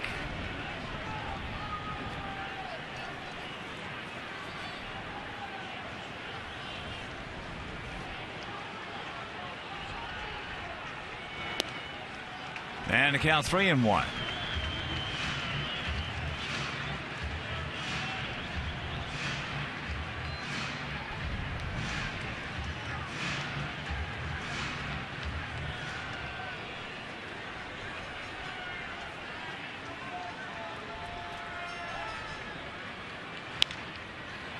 Out and around, and that is foul. So a full count to Paulie.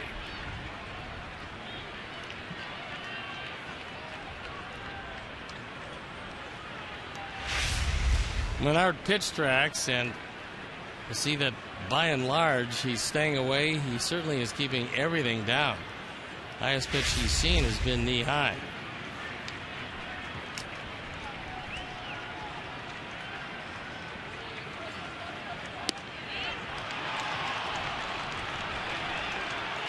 One out.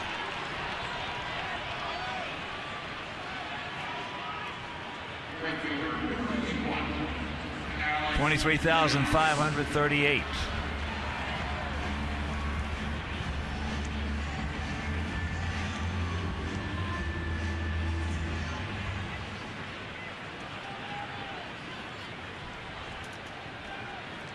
Here's Rios. Takes first pitch strike.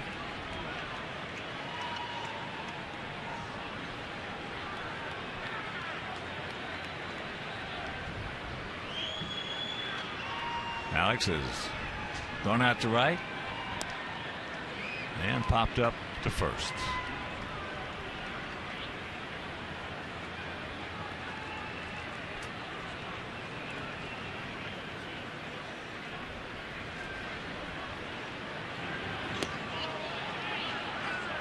And count 1-2. Luke, born in Wheaton, now resides in Lady Lake, Florida. 6'6", 212 pounds, 26 years old. Yes, he got a cookie right there and couldn't do anything with it.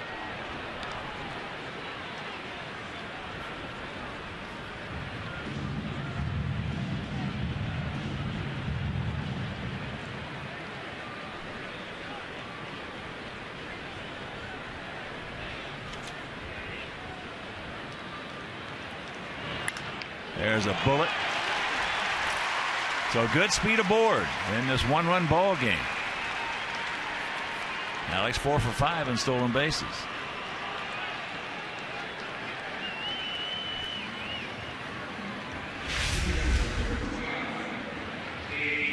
That fastball on the outer third, rifled right by Putkonen and right by Rayburn. Neither could react before that ball was in the outfield.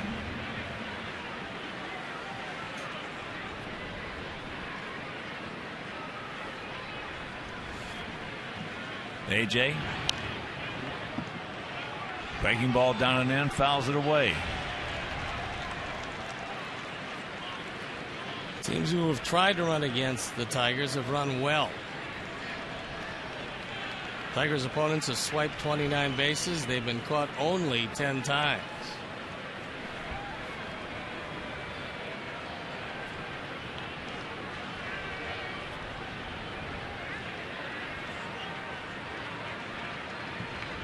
Boesch playing short and right.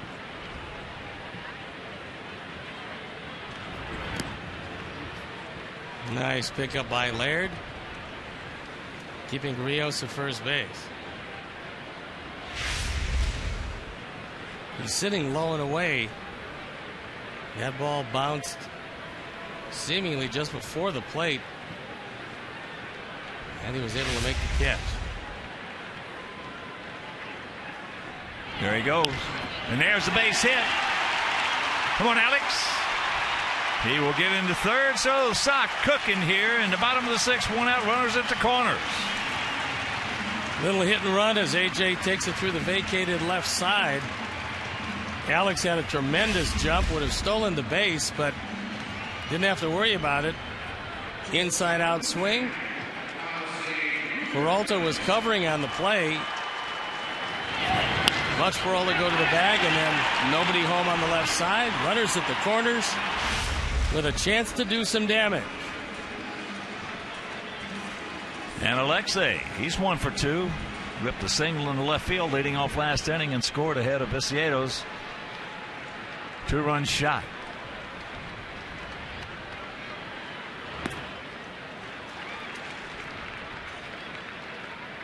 Low and away, 1-0 the count.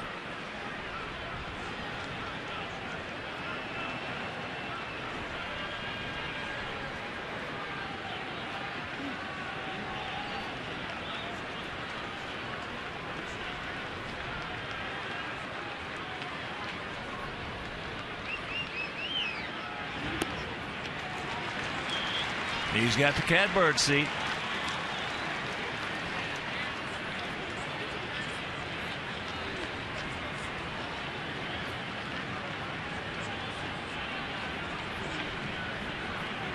Pretty decent arms in the outfield. But Joe McEwing will probably test him. And the count 3-0.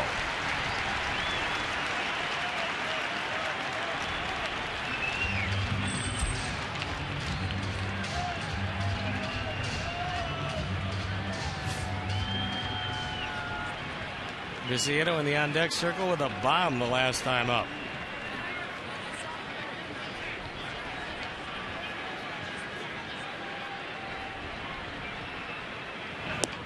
And that'll load him up.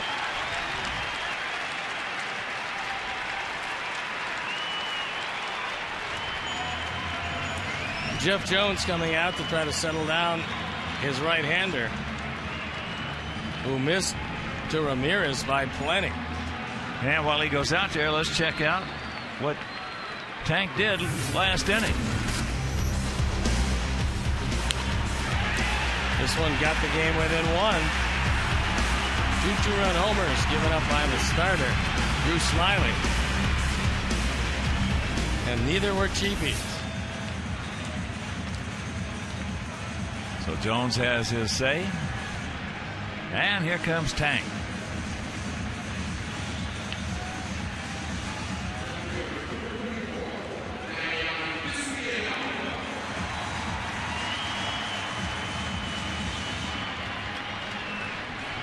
Boy, it's been a lively crowd tonight.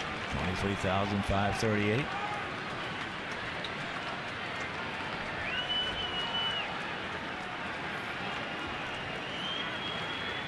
Sacks packed with Sox.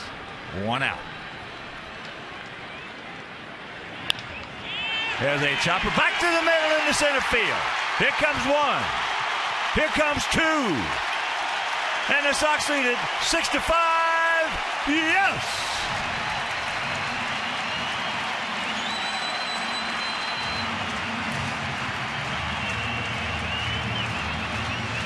And the fact that Ramirez actually went to third wound up paying dividends, because Jackson had some thoughts of coming home with it, then looked at third, and as it turned out, didn't get anything done. The Illinois lottery. Anything is possible. Replay. Viciedo with 4 runs batted in, taking this one right back up the middle.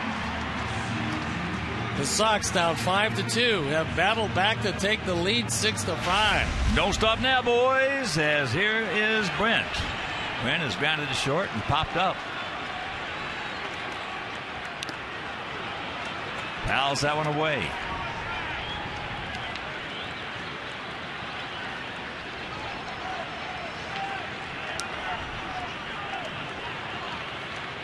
Tigers scored 3 in the top of the first.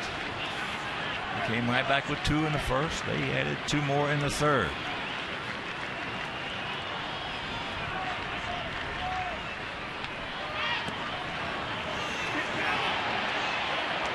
He gets back in there. So a safety squeeze.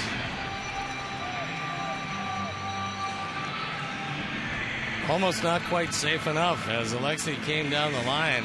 Well, Brent, the last time we saw him try to squeeze, did not do a good job. No. Well, he pulled the bat back on a pitch away from it. On a suicide. Yes.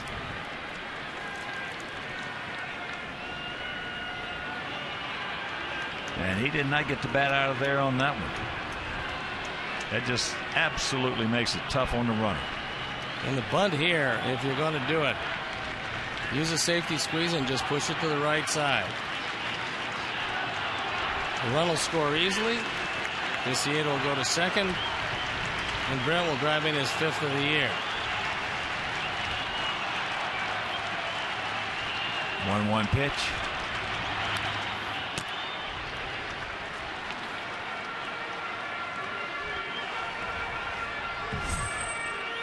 Bullpen up and going again. Below the left-hander, Dotel the right-hander.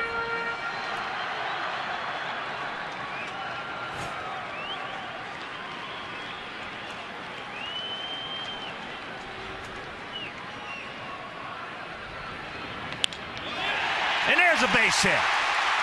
That'll score Alexei. And it's a 7-5. Sox lead. Don't stop now, boys.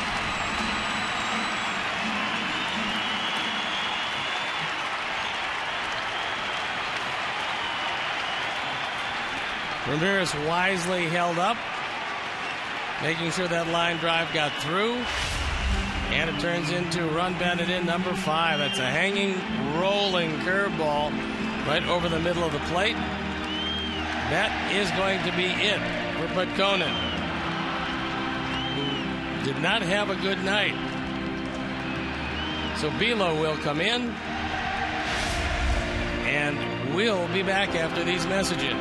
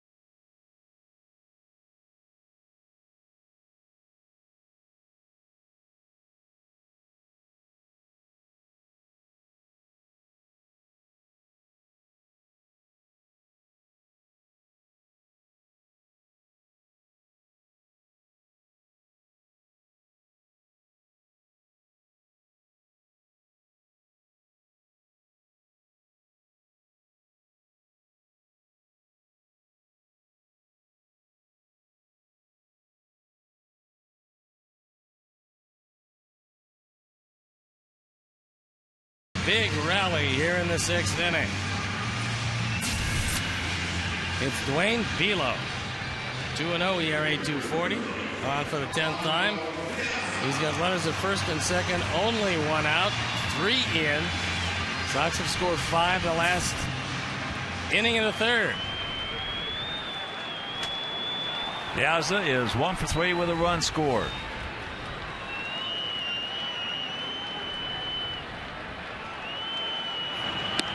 That pitch inside. 7-9-1 for us, 5-9-0 for them.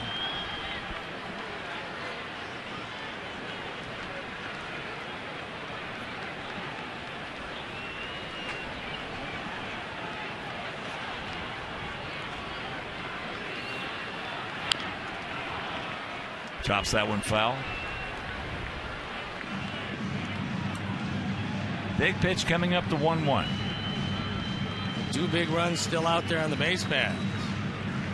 With runners in scoring position, Alejandro Diaz has been just about as good as anybody on the team.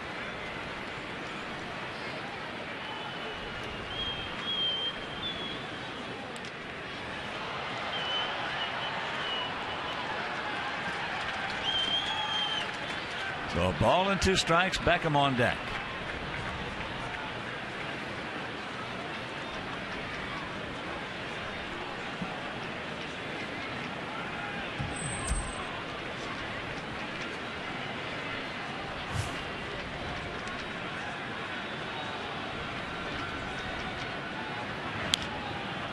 Chops that one foul.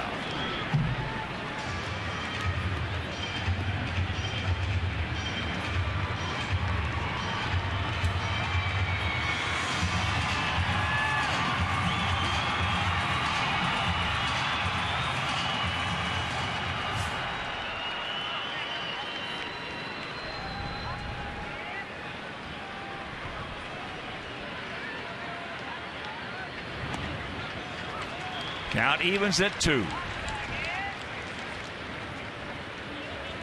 2 balls, 2 strikes, 2 on, 1 out. Sox with 3 runs in so far here in the bottom of the 6th.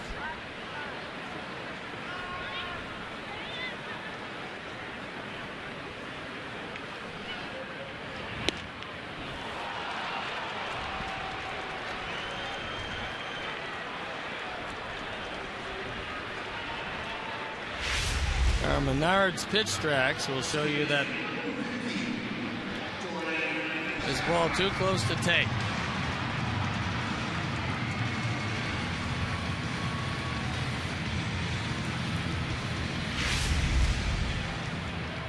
So here's Gordon. He's 0 for 2. He's popped up to center, struck out, and walked. He's due.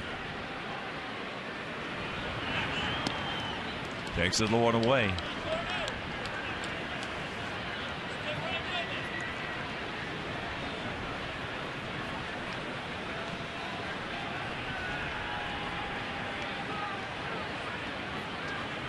Outfield straight up, about equidistant. And that's popped up into right center field. Jackson is there, makes the catch, but the crooked number goes up on that board. We'll go to the 7th. It is a 7-5 Sox lead.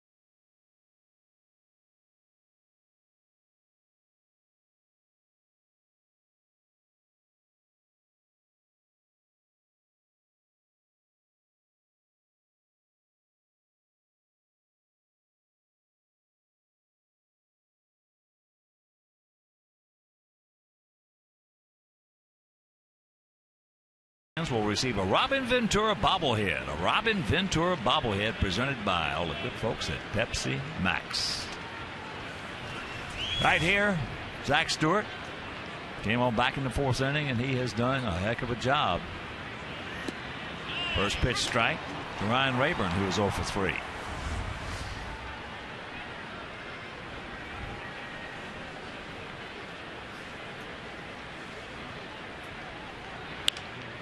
That's into right field. Hang up. Nope.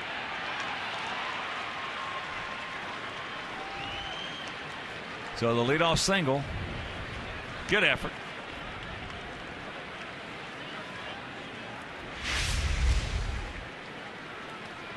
That's the first hit that he has given up. BMO Harris Bank pitch tracks. Shows you one that's on the outer third. Alex cannot get to it. That's going to be it for Stewart. A fine job through 2+ innings. Hector Santiago trotting toward the mound. And as he is given a nice hand, we'll step out and be back after these messages.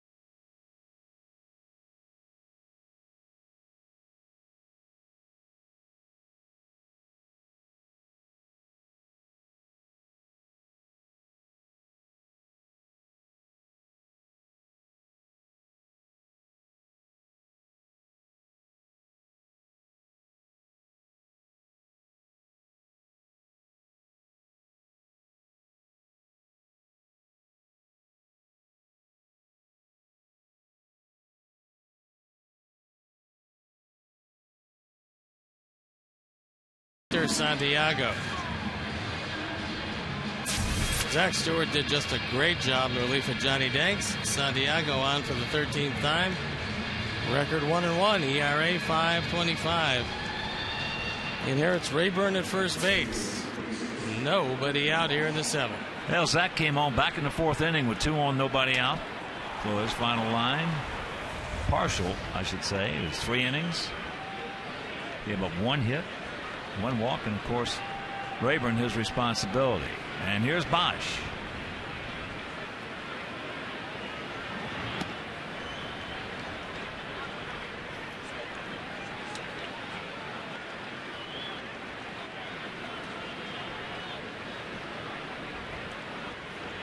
Boesch 1 for 3, a single. Back in the 3rd. Outfield straight up, spread out.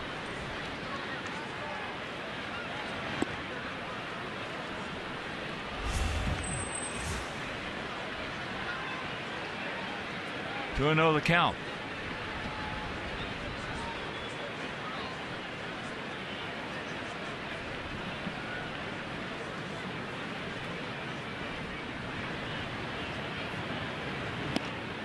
Come on, Hector, no walks. We don't need any walks.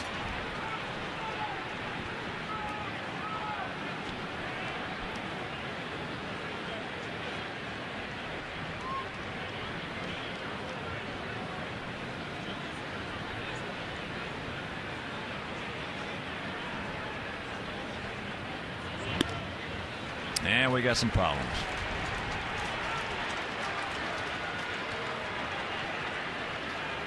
First 2 men aboard. It's the 3rd inning out of 7. That Detroit has had the first 2 on and nobody out.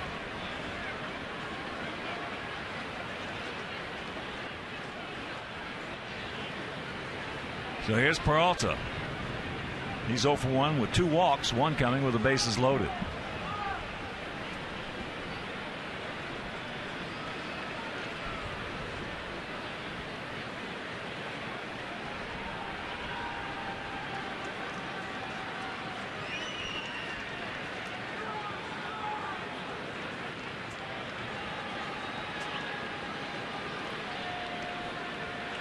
Now Lamont wants to have a chat.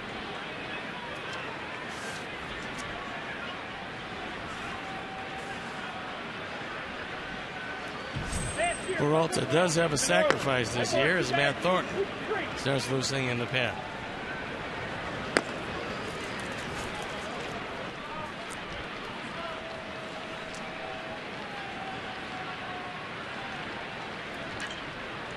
Morel now creeps in a little bit. He's still back a little bit in this situation. Paulie right at the edge of the grass at first.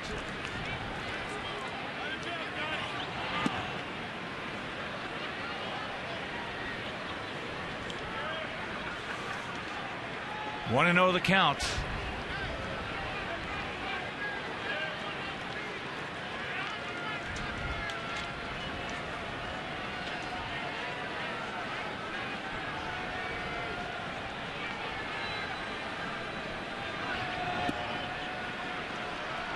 And the count 2-0.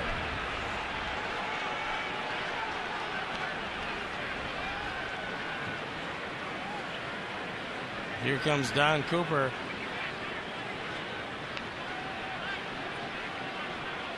Give that bullpen a chance to get a little looser. And let Santiago know in no uncertain terms that you're not going to be able to pitch in this league if you can't get the ball over the plate. Well, he has his little chit-chat. A reminder, Wednesday, May 23rd, well, that is Dog Day, presented by Hills Pet Nutrition. So for more information or to purchase tickets, visit whitesox.com. That's Wednesday, May 23rd, Dog Day, presented by Hills Pet Nutrition.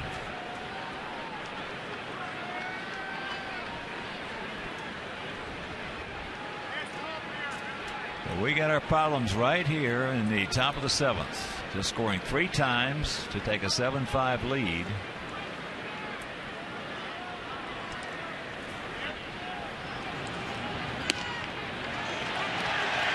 And there's a strike.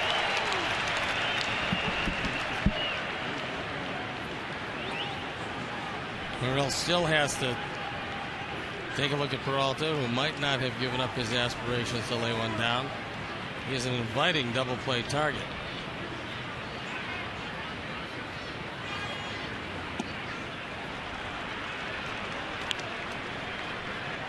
It won't matter if you're there.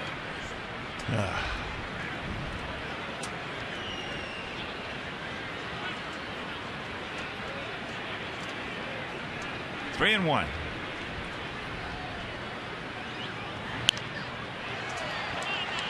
It's full.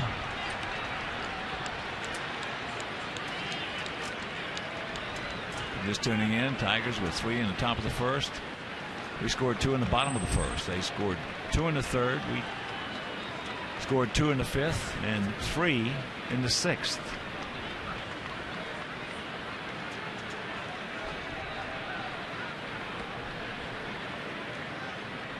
And the payoff pitch. Broken bat. We got a man there. 1 out. So a good job by Hector to come back.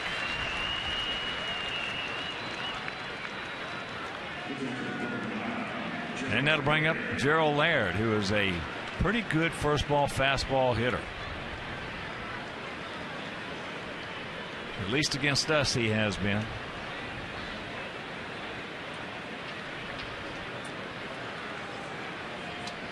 That one series down in Texas, he got us twice on first ball fastballs when he was with them.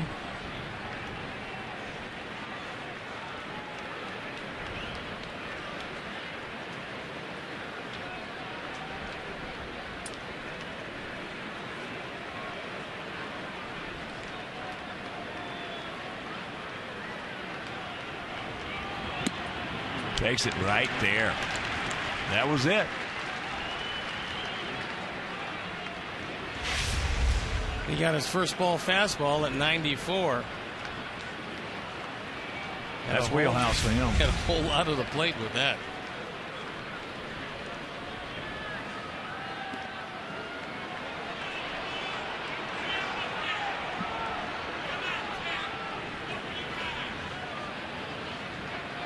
One and one to count.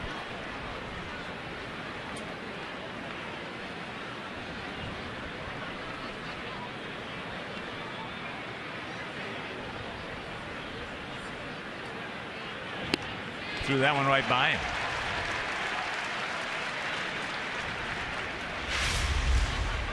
Another fastball in the zone. BMO Harris Bank pitch tracks. Shows you that one carved the middle of the plate.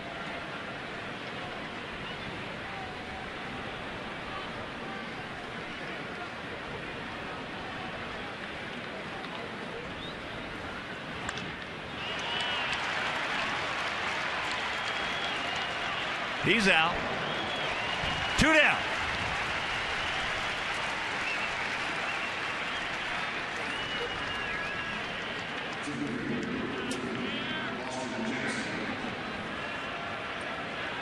Cannot let up. Austin Jackson has arrived as a tough out.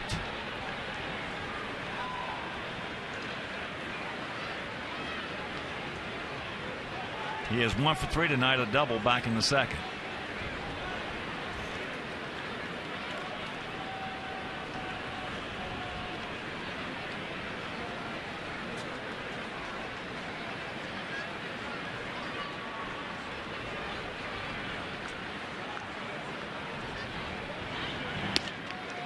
Takes ball one.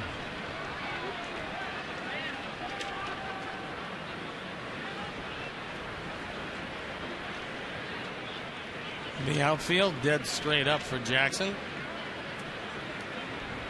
as is the infield.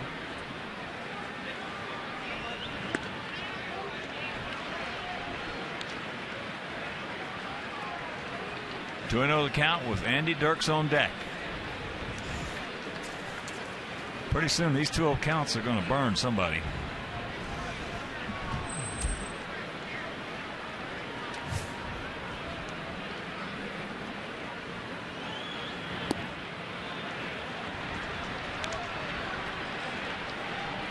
Three and 0.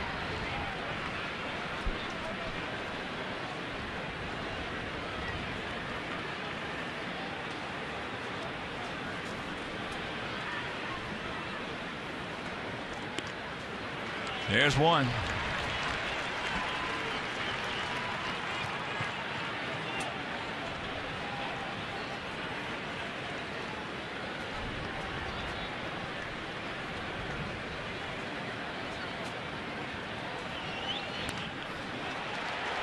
That was a good fastball. A little tardy that time and on the hands of Jackson. So now the runners will be going.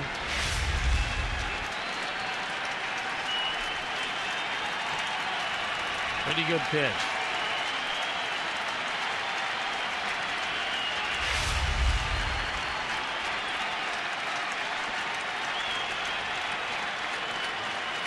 And the payoff. He gone. Gas. Hector pitches out of it. 7th inning stretch. We lead it 7-5.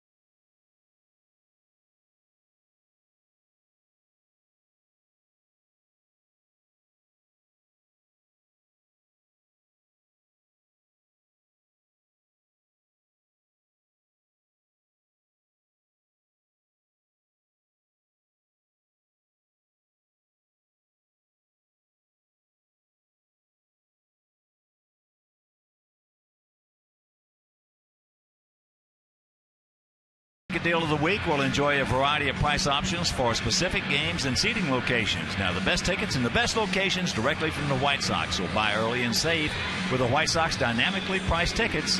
Visit whitesox.com/pricing. I don't know if my heart's going to take much more of this. Yeah, our pitchers have fallen behind a lot tonight. Man. First pitch to Adam. Adam, that long 2-run homer in the first inning. 1 for 3. He now has 12 of them with 28 knocked in.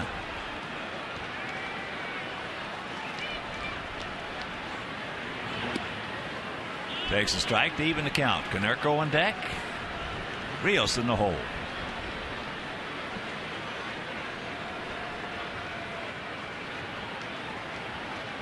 Whew, mercy. 1-2 the count.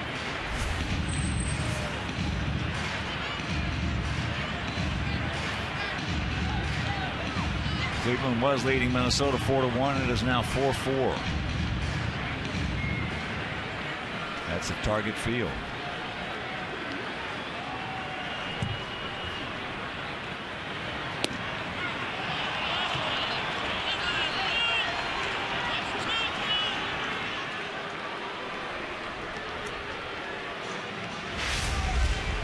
One out. The BMO Harris Bank pitch tracks will show you that that one was in the zone. So here's Paulie. Paulie's 1 for 3.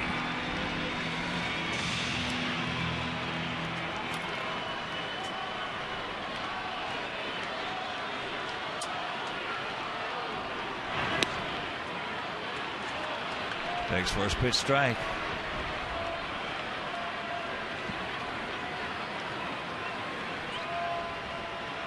Got some finals.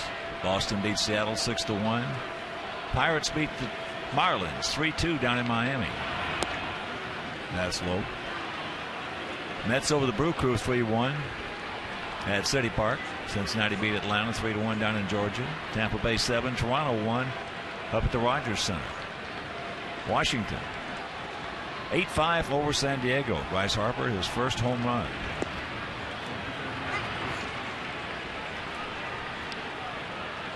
Paulie is having some problems with Phil Cuzzy's strike zone. But not much you can do. That ball's got the whole plate.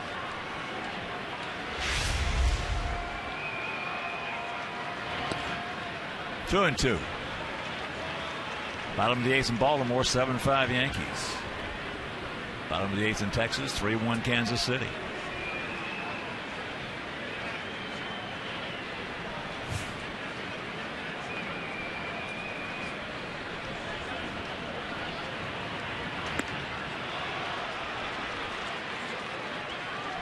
Two down.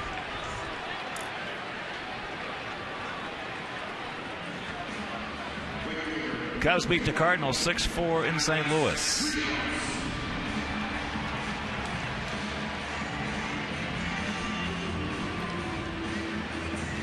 So here's Alex.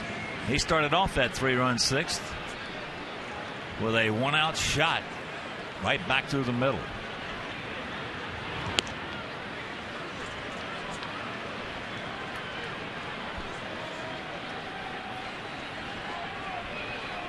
Belo has come into this one and put an end to the rally the Sox were putting together against Petkunen, who pitched a third of an inning, gave up 3 runs on 4 hits.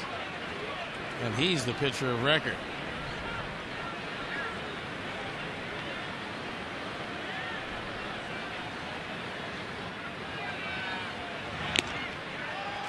As that didn't take long, he strikes out the side. We'll go the 8th. It is 7-5. Good guys.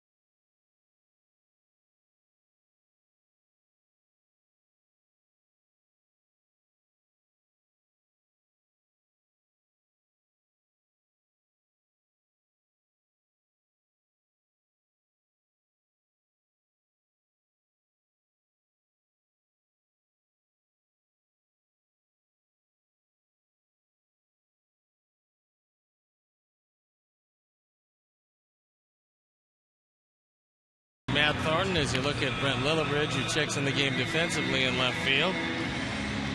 He takes the place of Viciedo, who did quite a job tonight. Matt Thornton on for the 18th time, the record 1-3, the ERA 4.61.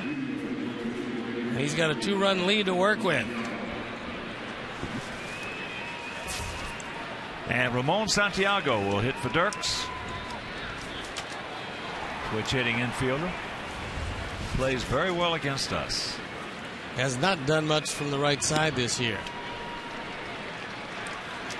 First pitch strike. Corners. Even with the bag and off the line.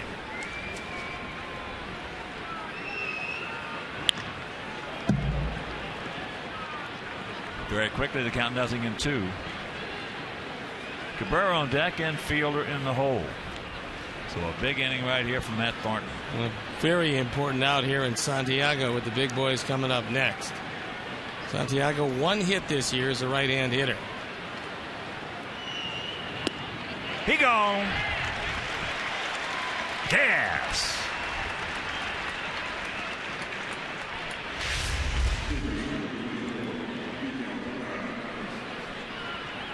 That ball has the outside corner, split, perfect pitch.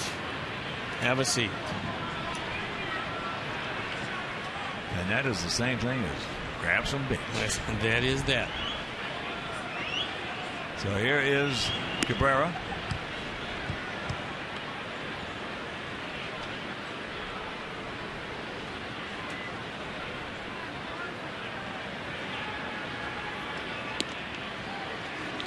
And there's going to be a guy in the studio after the ball game with our Chuck and Bill Melton, the Big Hurt, who for the first 8 years in this league was the best right-handed hitter I ever saw. And Cabrera reminds me a lot of Frank Thomas. Their knowledge of the strike zone, the way they'll use the whole field, they're not greedy. There was nobody in the American League that hit more 2-0-3-1 than the Big Hurt. The real good hitters seem to get there quite a bit. That's why you couldn't pull a greased tee out of a lot of those pitchers behind with a pair of pliers.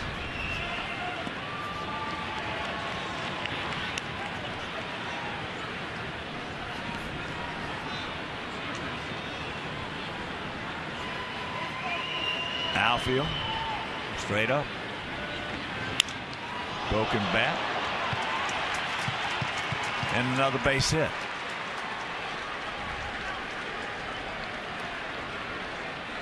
But Cabrera was left with nothing. The bat flew out to the normal shortstop position.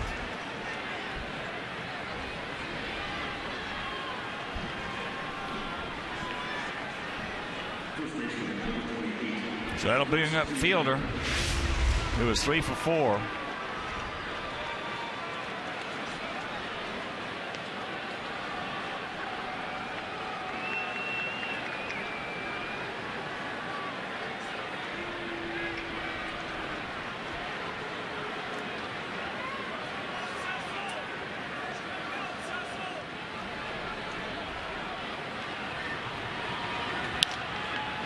Down ball, take your time.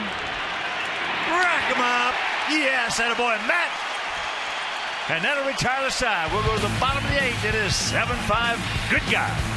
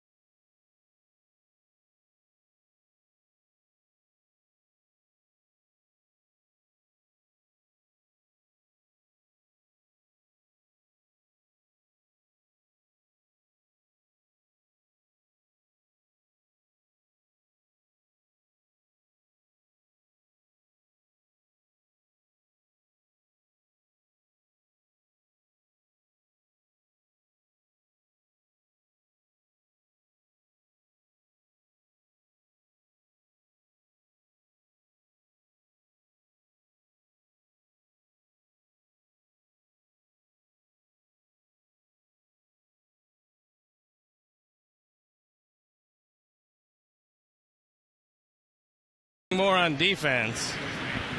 And it's Paulie at first base. He knocks it down.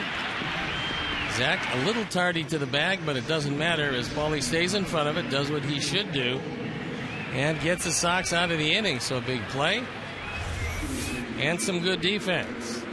And Ryan Rayburn shifts to left field. Ramon Santiago came on to pinch hit, stays in the game at second base. And AJ, who had a big hit in that 3-run sixth to lead it off here in the eighth. Well, that hit and run right there just set it up. Rio shot a hard single back through the middle with one out. Then on the hit and run, AJ, just like they diagrammed it, right in a vacated spot between third and short.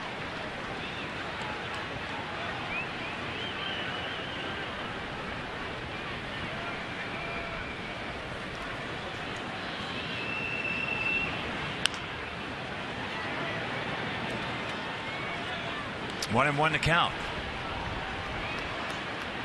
AJ hitting at .259 to go along with those 5 homers and 21 knocked in.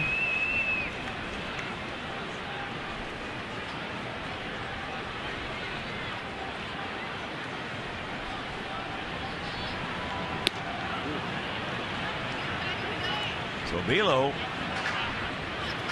he's pitched to 5 guys, retired them all with 4 strikeouts since coming on. And it's not that he's overpoweringly quick, it's just that he is deceptive and he's thrown it in good spots. Well, he is. His control has just been right on the corners out. As there is out number 1.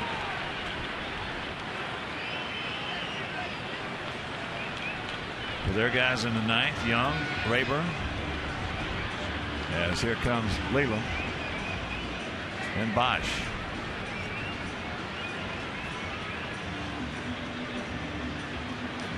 Velo did a terrific job. He'll make the exit. And it looks like our old pal Octavio Dotel coming into the game. And so as he trots in, we'll step out and be back after these messages.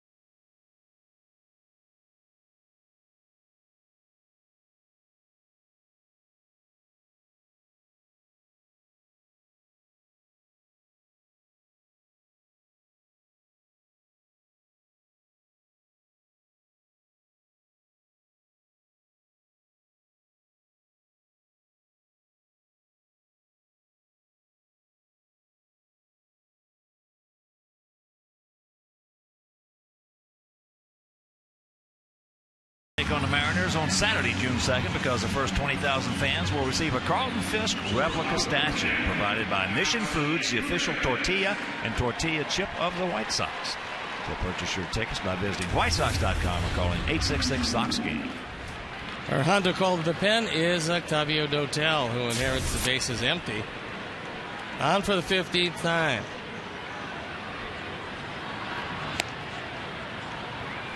Alexei, 1 for 2, a single, a walk, and he has scored twice.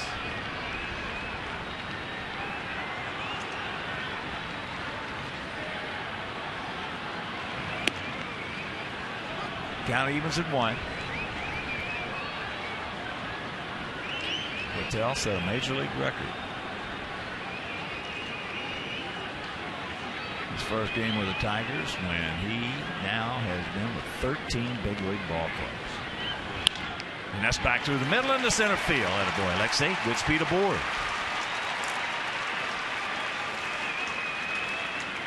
Just like we promised you earlier in the game, it's Miller time, brought to you by Miller Lite. And it was a man who previously occupied the spot that Lillibridge is now in, and that's the tank. DAYAN VICIEDO with a 2-run bomb in the 5th. A 2-run single back up through the middle and a drawn-in infield in that big 6th. VICIEDO with a career-high 4 runs batted in. A big night for DAYAN VICIEDO.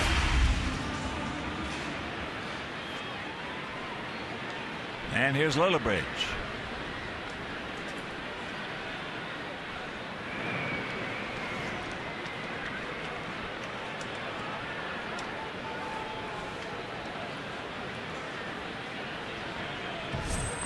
Addison Reed throwing in the pen.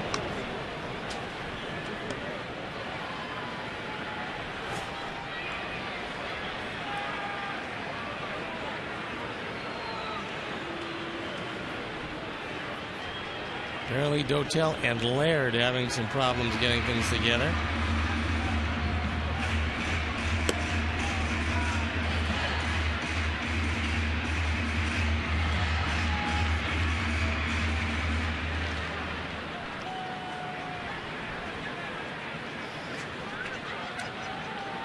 So Brennan 176, no homers and 1 RBI, but he has been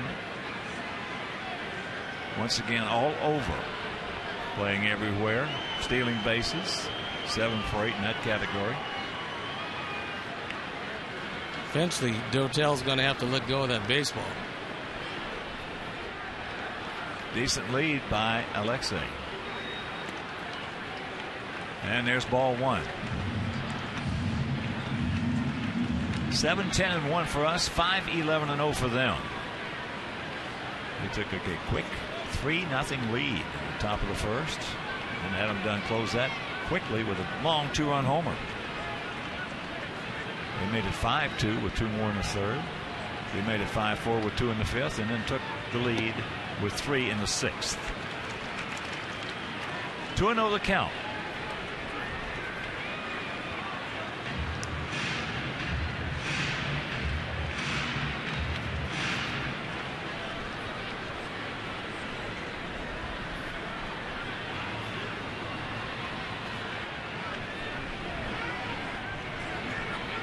Out, throws it away, but he hit the umpire. Yeah, that's a bad break for us. Greg Gibson couldn't get out of the way. Had he, that ball will rattle around in right field, and Ramirez would be standing for sure at second, possibly third. Come on, Greg, you got to get out of the way, pal. Bad throw. And Gibson acts as a good backstop as fielder does the high hurdle over the top of Ramirez. A lot going on in that play. Yeah, there was. Well, Greg's all right. He didn't want to get hit by No. it. It's a shame you can't award him second base.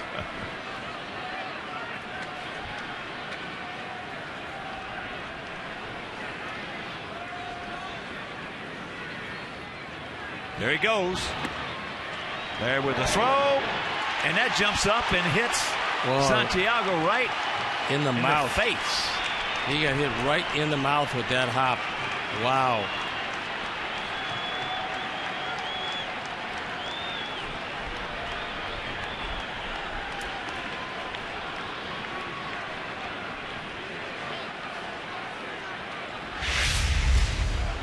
We don't see any blood so far. That throw is into the runner.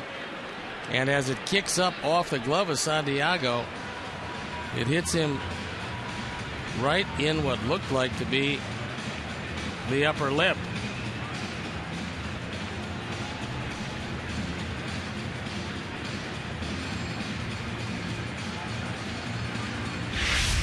Alexei with a big jump right there. Picks up his 3rd stolen base in 4 attempts.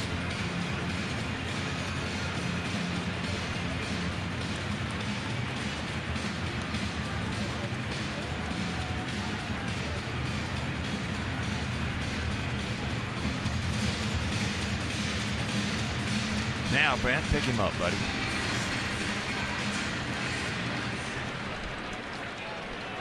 That one's going to be a little swollen later on. Been there and done that. Get out the straws. Looked like the last guy that fought Manny Pacquiao. There's a strike and the count 3-1.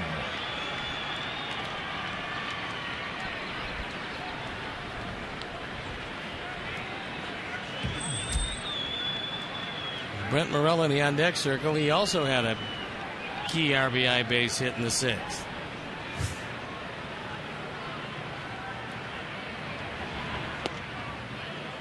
And a full count.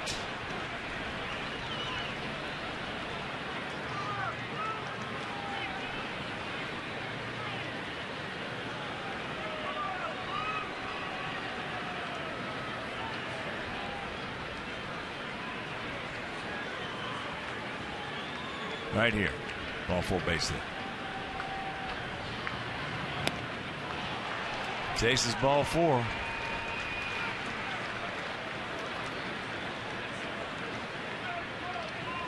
Ninth strikeout for Tiger pitching. And with 2 out, here comes Brent. 1 for 3, as Steve mentioned, with that big hit. Back in the 6th inning. That made it a 7-5 Sox lead.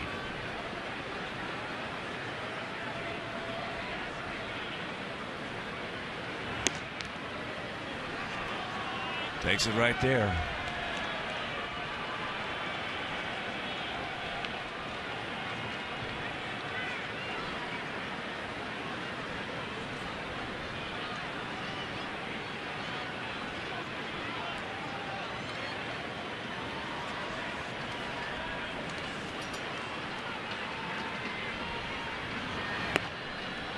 Threw that one right by him. And a reminder for all of our Sox with the MLB.com @BAT12 app for your iPhone, iPad, Android, and Windows Mobile. Get live audio pitch tracking, video highlights, and more. Text @BAT to 31826 or visit whitesox.com. 0-2 the count.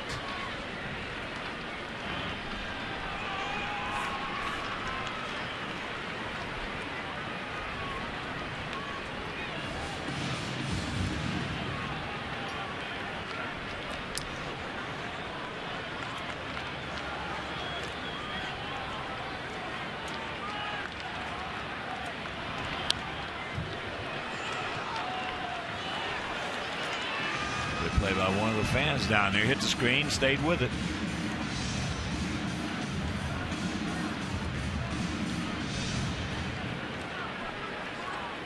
Come on, 22. Have a good night, buddy.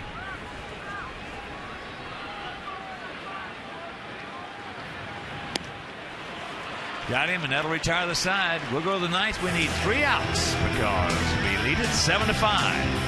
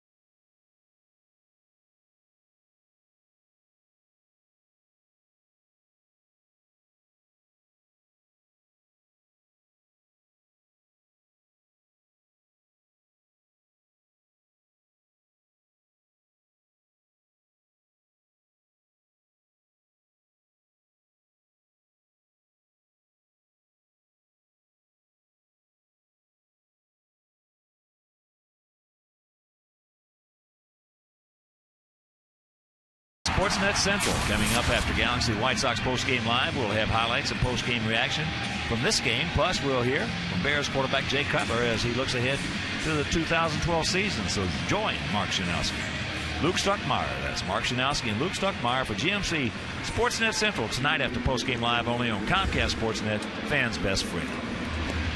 Edison Reed comes into the game. He's looking for save number 3. And before that ball game yesterday, he had an ERA of 0. Tough day. Closers forget those things. They go out and close one out. No better time than right now.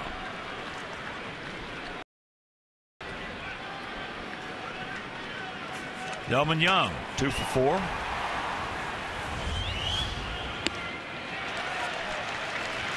That fastball at 94.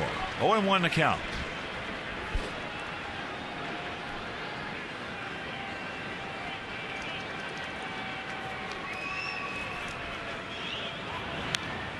And very quickly, nothing in 2.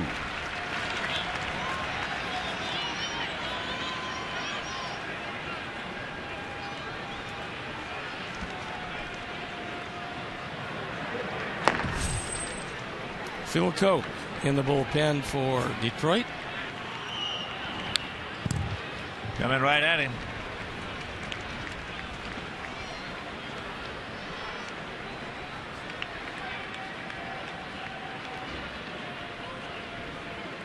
Addison, of course, for yesterday. He gone. Dig out. Good hard slider. Kept it away after setting him up with fastballs. And a huge out. First out of the inning, a sweeping slider out away from Young. And he's out number 1.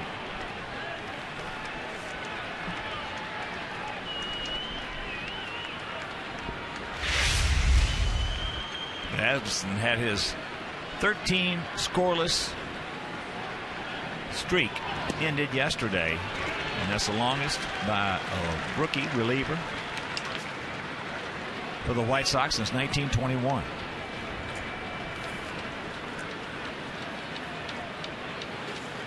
Rayburn's 1 for 4.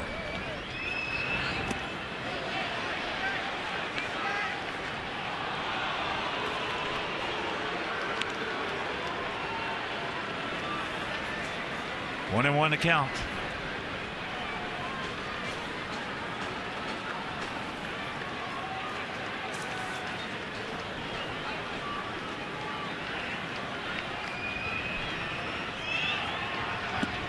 And there's the strike. A ball, 2 strikes, 1 out here in the top of the 9th. 7-5 Sox. Game 2 tomorrow afternoon. Jake Peavy against Max Scherzer. So making plans to be with us.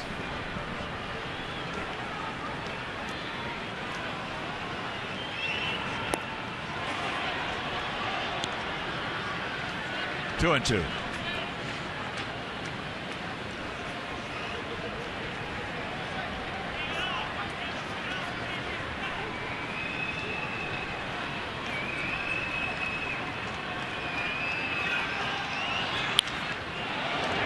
There's a shot right back through the middle.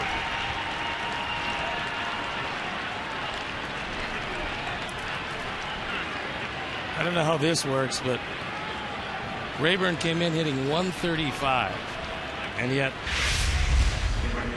against us normally he just hits the ball very hard.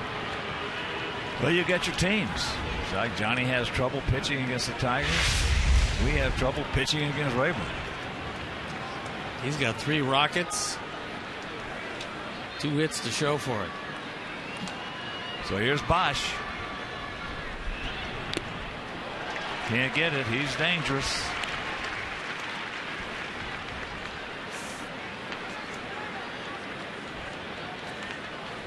Well, Rayburn against us, a .288 hitter. Make that over .290 now with 12 homers and 45 RBIs and just 233 at bats. And came in hitting that 135.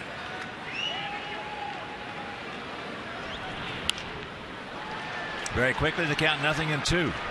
They still have Alex Avila on the bench. He has yet to have a pinch appearance. Yep. Left-hander Don Kelly on the bench.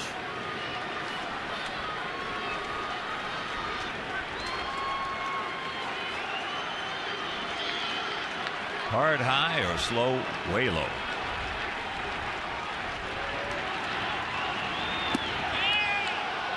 Where's that pitch? That's a strike. Where is that pitch? Well, I'm sure AJ is letting Phil Cuzzy know that all those are strikes on KONERKO. That one was right there.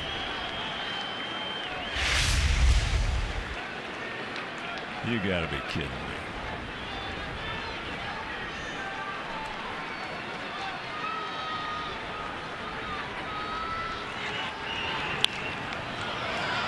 Big rip just underneath it. Elevate that fastball a little bit more and he can throw it right by Bosch. Hard high or slow low? Way low. Anderson doesn't have too much slow at this point.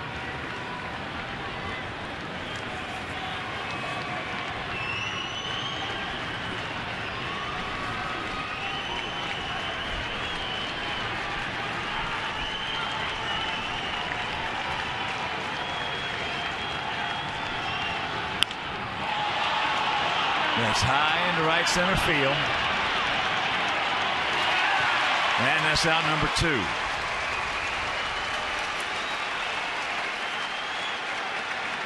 Threw a little slider in on his hands. Unfortunately, he did get it in there. Bosch knows he just missed that one. Well, that would have been apropos after having him struck out. Just a little movement at the end of that one, and that's all it took. So here's Peralta.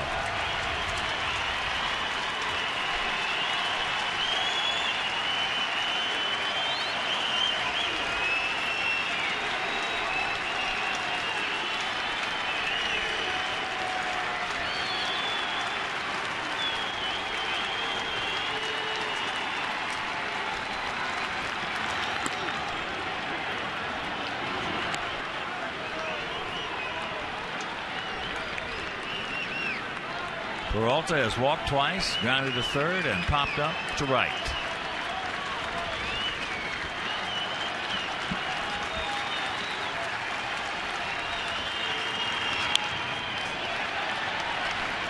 One and one to count.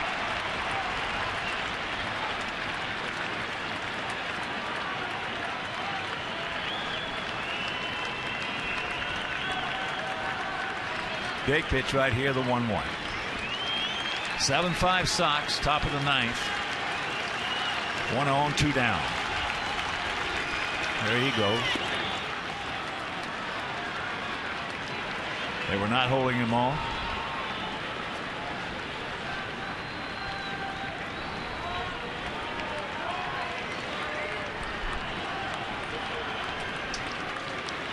Alex Avila has come out on deck. If Peralta can reach, the hit for Gerald Laird. So 23,538. Most of them still right here. And a lot of them standing on their feet. And the 2-1 delivery.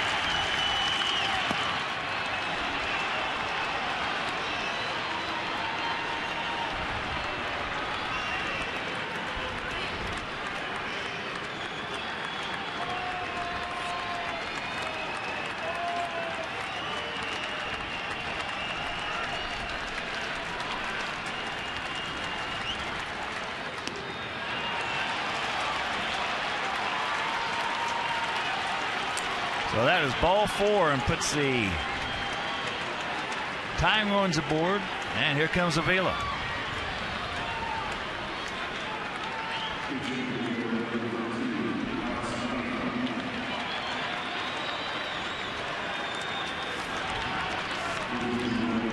First time this year that Alex Avila, who normally is the everyday catcher, this is his first pinch hitting appearance. And Danny Worth takes over as a pinch runner at first base, carrying with him the potential tying run. Well, Avila against us, a .323 hitter with 3 homers and 21 RBIs and just 127 at-bats. Outfield has got to play deep all the way around. And Lillibridge has to watch left center field. Paulie guarding the line at first. Fouls that 95-mile-an-hour fastball back.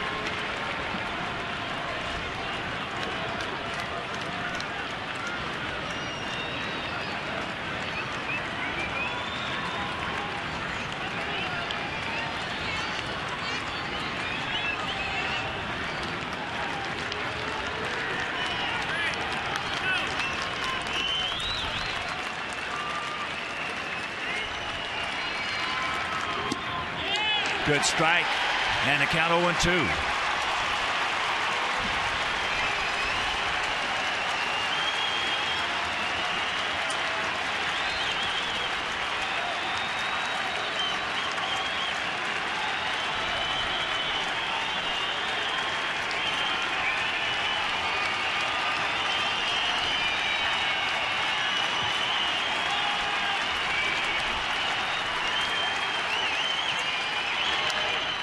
Chopper, get over there, Addison. Perfect feed. This ball game is over. Nice play by KONERKO. KONERKO with a perfect feed to Addison Reed. Reed made the big pitch when he had to Avila, who's still a pretty tough hitter. A high chopper. Paulie had to give ground. He had no choice. Addison Reed got over there, and the bullpen was spectacular tonight. Stewart, Santiago, Thornton, and then Reed. On a night when Johnny DANKS did not make it through the 4th inning, his Pens mates came on and made a great comeback win. These are always a little sweeter when you're down 5-2, especially against Detroit. And there's the final out of the game. Big effort by the Pen tonight. Well, as we talk about, you're only as good as your bullpen. And tonight, they were real good, as Johnny had some problems with his control. So last time out, DANKS against Cleveland was awesome. He'll get it worked out. He's a grinder. There's no question about that. But you just hate like the devil see him have to work so hard. Well, it was a nice bounce back for Zach Stewart, who's had some problems. Yeah. There are nights when your starters don't have it. Your bullpen has to pick them up. And when you go 4 deep in the pen, and each and every one of them did the job, some of them hanging by their fingernails, but yet they got the job done. What an outstanding effort. Stewart for 3, Santiago for 1, Thornton for 1, Reed for 1, and the 3rd save for Addison Reed. And a couple of home runs in this ball game. Adam Dunn, that big 2-run shot to make things a lot easier after they had scored 3 in the top of the 1st. That was in the 1st inning.